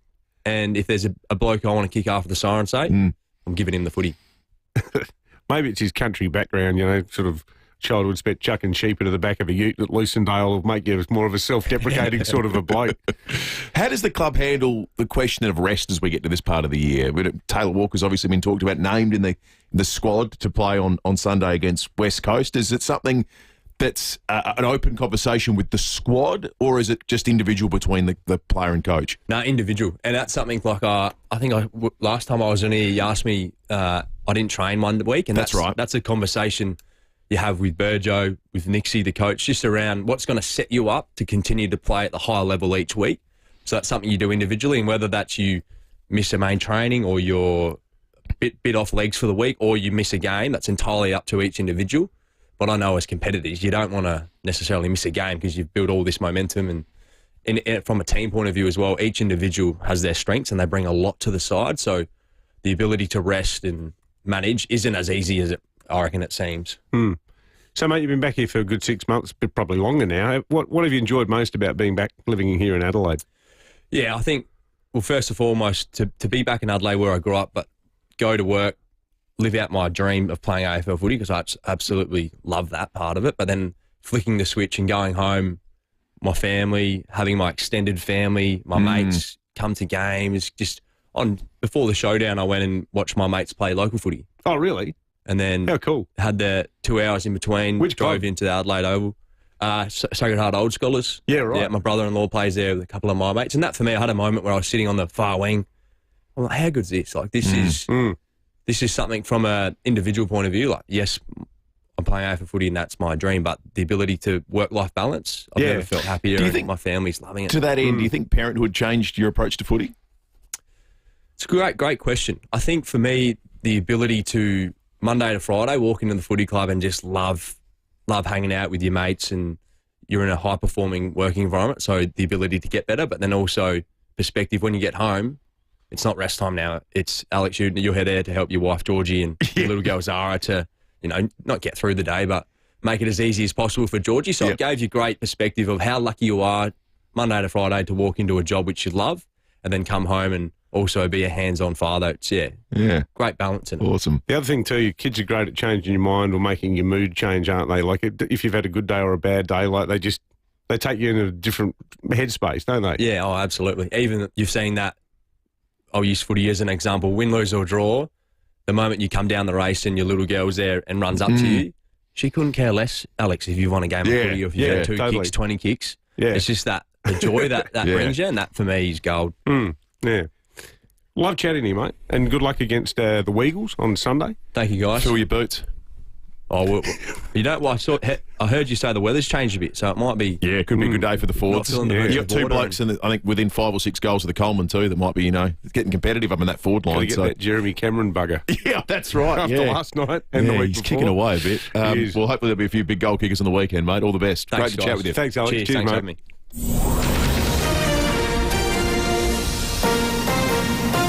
This is 5AA News. Always Adelaide.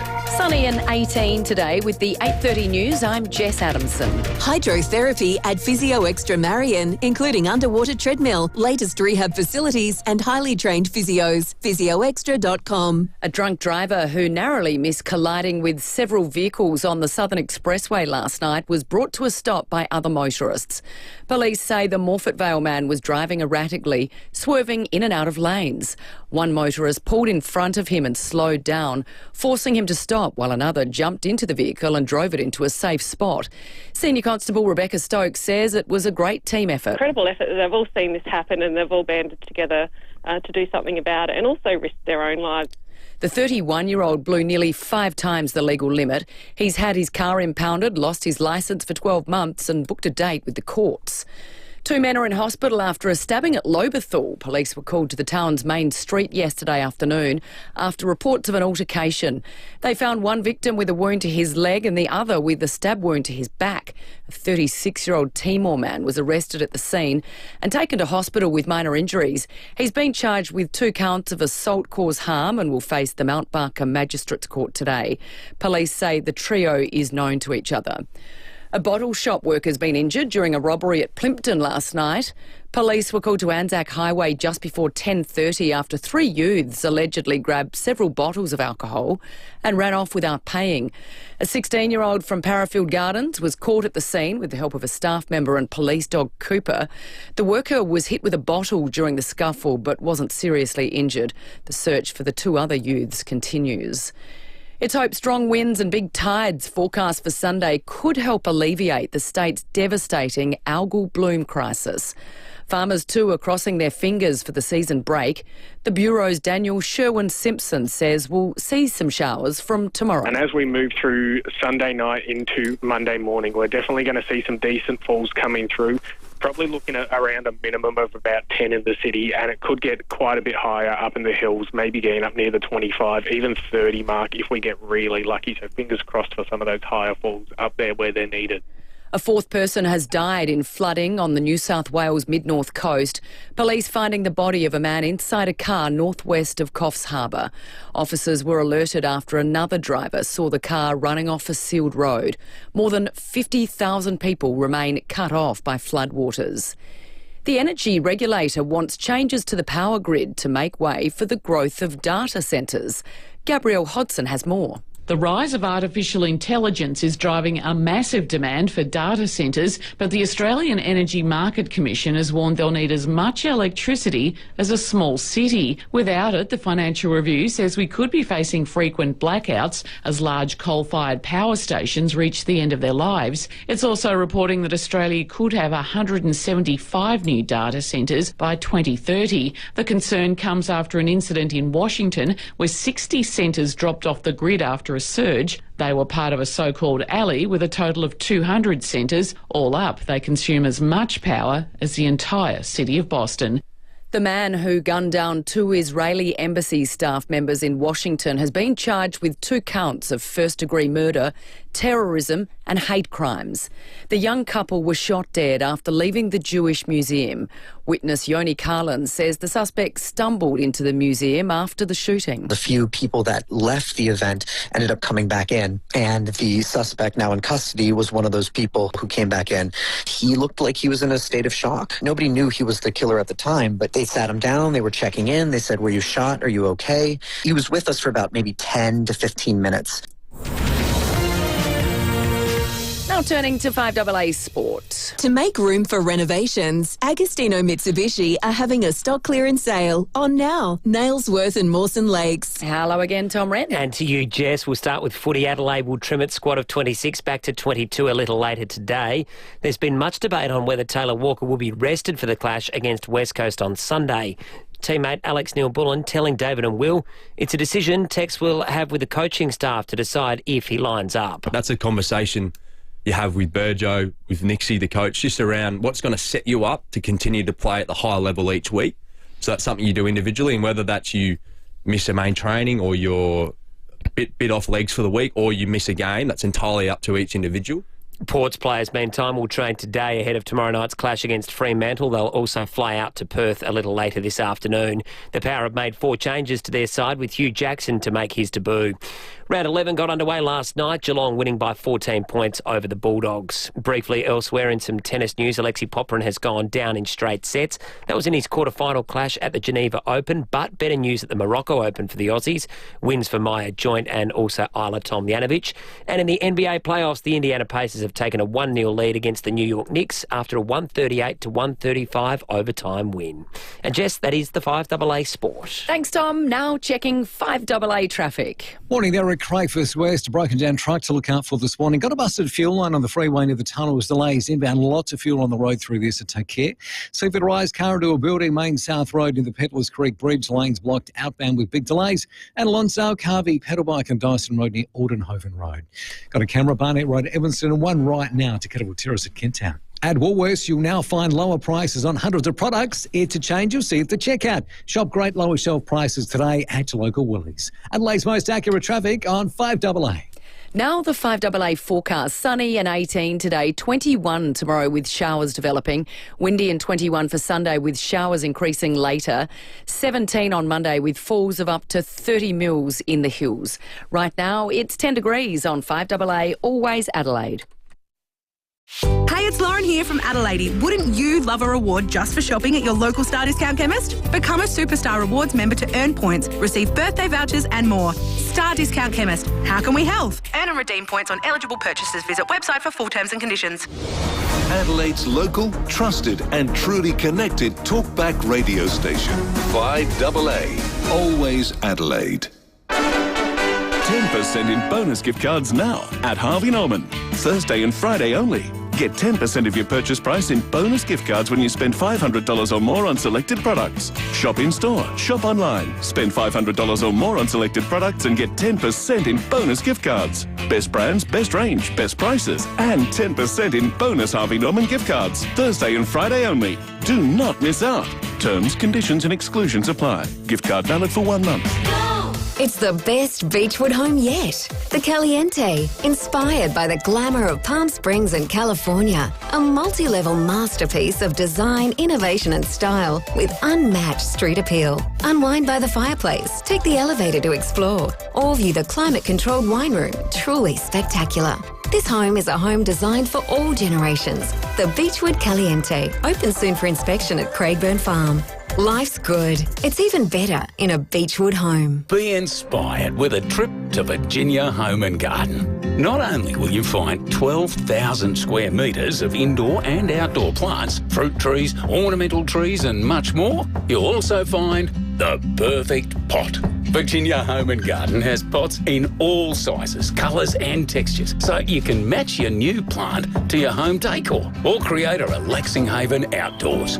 Nurture yourself with nature at Virginia Home and Garden, not just a nursery.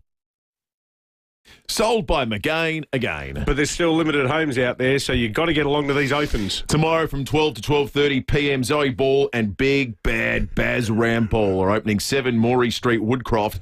This generously sized 4-bedroom family home has it all. Multiple living spaces, a beautifully renovated kitchen and an all-weather outdoor entertaining area. Perfect for growing families or those who love to host. This is beautiful, this joint. Sounds good. The layout offers space, comfort and flexibility throughout 949 to 979K. Then tomorrow from 1:15 to 1:45, Zoe and Baz are opening 1 Daphne Street, Coralta Park. If you're looking for a reno project to create your dream home, this 1952 stone-fronted house is perfect. It offers 3 bedrooms, large living spaces, an updated kitchen in the heart of Coralta Park. Beautiful spot between the city and the bay, pretty much halfway. In fact, this property is a unique chance in a great location, 749 to 779K. How about Zoe and Baz pulling a double shift? These properties have no chance. Exactly. Take a look at these properties and all the McGain listings at mcgain.com.au. Some milk on our shelves travels further than you do on holiday. Not milk from FIVEAA Milk Company. Our milk is proudly homegrown, home bottled and delivered straight from the rolling paddocks of South Australia's FIVEAA Peninsula. Freshness isn't a buzzword for us. We live and breathe it 24 hours a day. When you buy from FIVEAA Milk Company, you're supporting our incredible farming families and doing SA proud. Look for FIVEAA Milk Company in your supermarket. All right, that'll be absolutely diddly squat. Buy any vehicle from Wayville Hyundai before June 30 and you could win an entire year of groceries from Foodland. T's and C's apply. Licence number T25707. Driven by Australian Motors. 5AA Breakfast is streaming live right now. To watch, simply head to 5AA on Facebook or YouTube. Hyundai Prius is on now. Jump into the Tucson from $39,990 drive away. Visit Hyundai.com.au. David Penberthy and Will Goodings. 5AA Breakfast.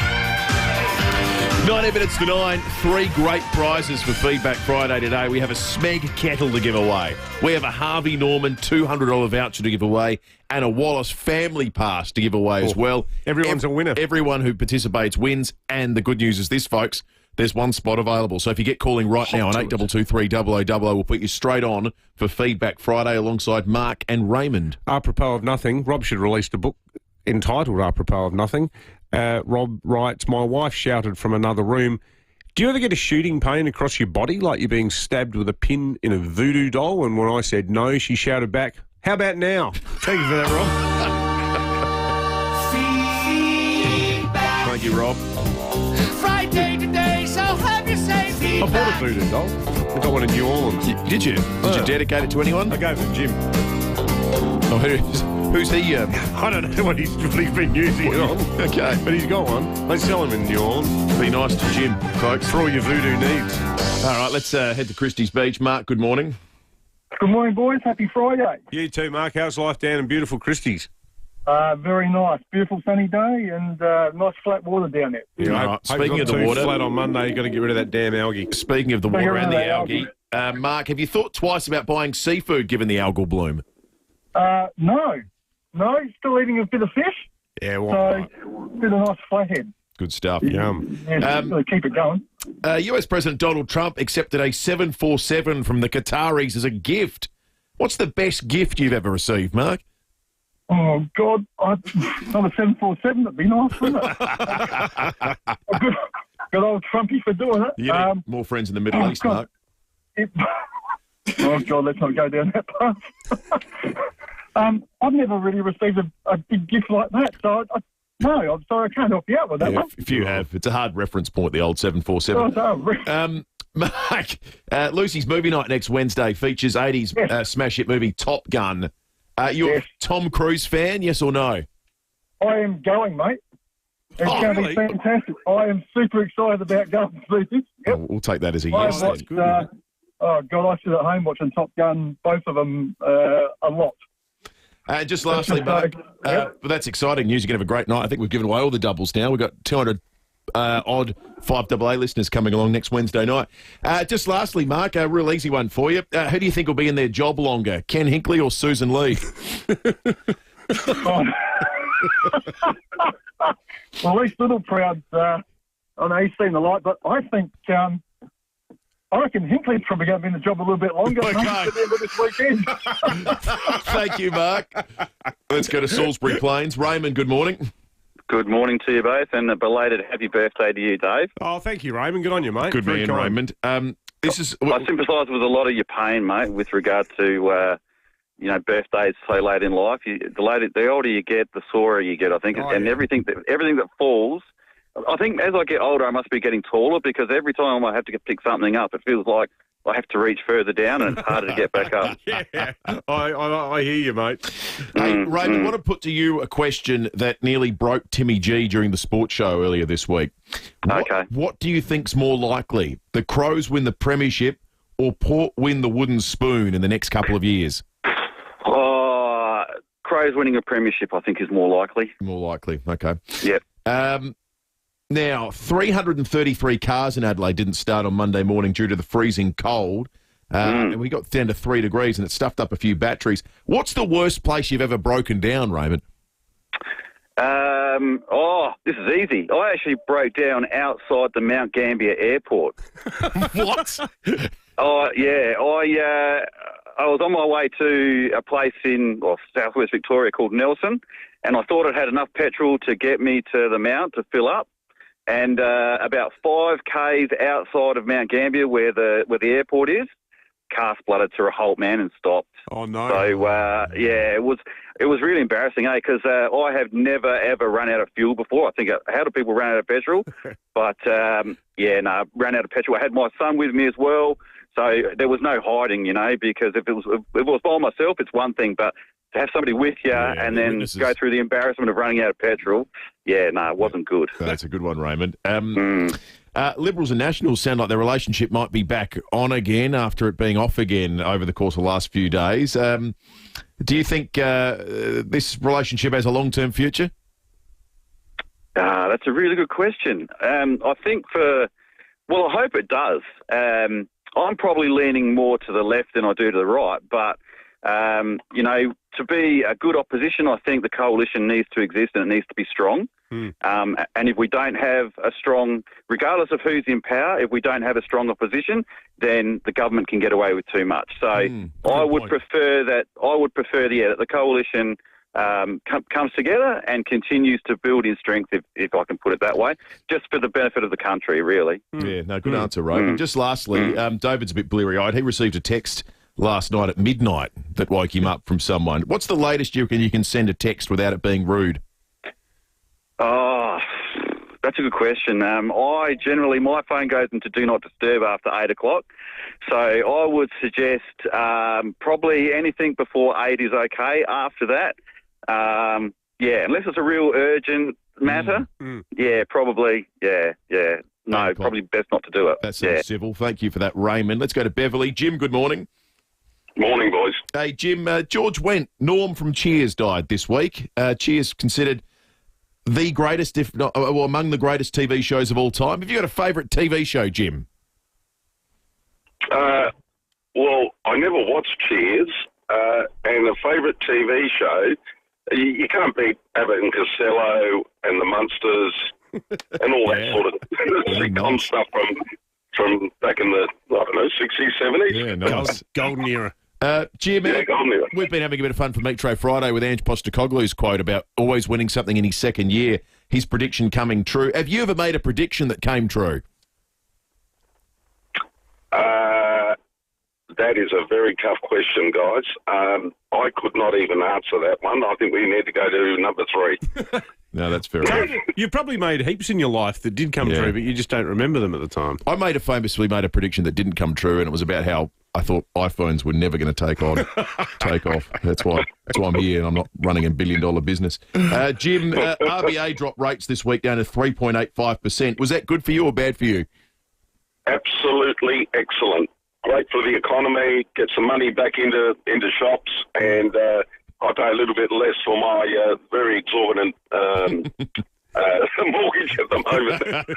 Good. Good to hear that, Everyone Jim. with a mortgage is happy. The US President Donald Trump had a 2.5-hour conversation with Vladimir Putin earlier this week. Is there anyone you'd like to have a 2.5-hour conversation with? I'd love to have a 2.5-hour conversation with Ange Postecoglou, mate. I reckon he's done such a terrific job. I hope that he keeps the job at Tottenham, and I'd love to know his life experiences that he's put through in the last 40 years or so. He seems like a great bloke to have a long conversation with, I reckon. That's fun. A great answer, Jim. We like that. We've got 3 terrific prizes. Smeg Kettle, $200 from Harvey Norman, and a Wallace Family Pass. All right, let's give the Harvey Norman voucher to Mark. Let's give the toaster to Raymond, and let's give the Wallace Cinema tickets to Jim. Fantastic. Big thanks to Harvey Norman as well. Received 10% bonus gift cards on selected Australian-made furniture and more. Harvey Norman, proud supporters of Australian-made. They were all excellent feedback Friday. contributors this morning as well. We'll check traffic and come back to wrap and give away a meat tray in just a moment. Visit Jarvis Toyota's new home on Brighton Road in Summerton Park for savings across the Toyota certified pre-owned range. Thanks, Will. At Crayfus West, a broken down truck with a busted fuel line on the freeway near the tunnels, delays inbound. Lots of fuel on the road, so take care through there this morning. Seaford Rise, Carradale Building, Main South Road near the Pedalers Creek Bridge, lanes blocked outbound. Big delays through there at the moment too. And clearing up a car, the pedal smash at Lonsdale, Dyson Road near Aldenhoven Road.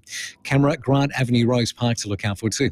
South Australia, RAA Rewards is here with hundreds of ways to save every day. It's better to be a member with RAA Rewards. Adelaide's most accurate traffic on 5AA.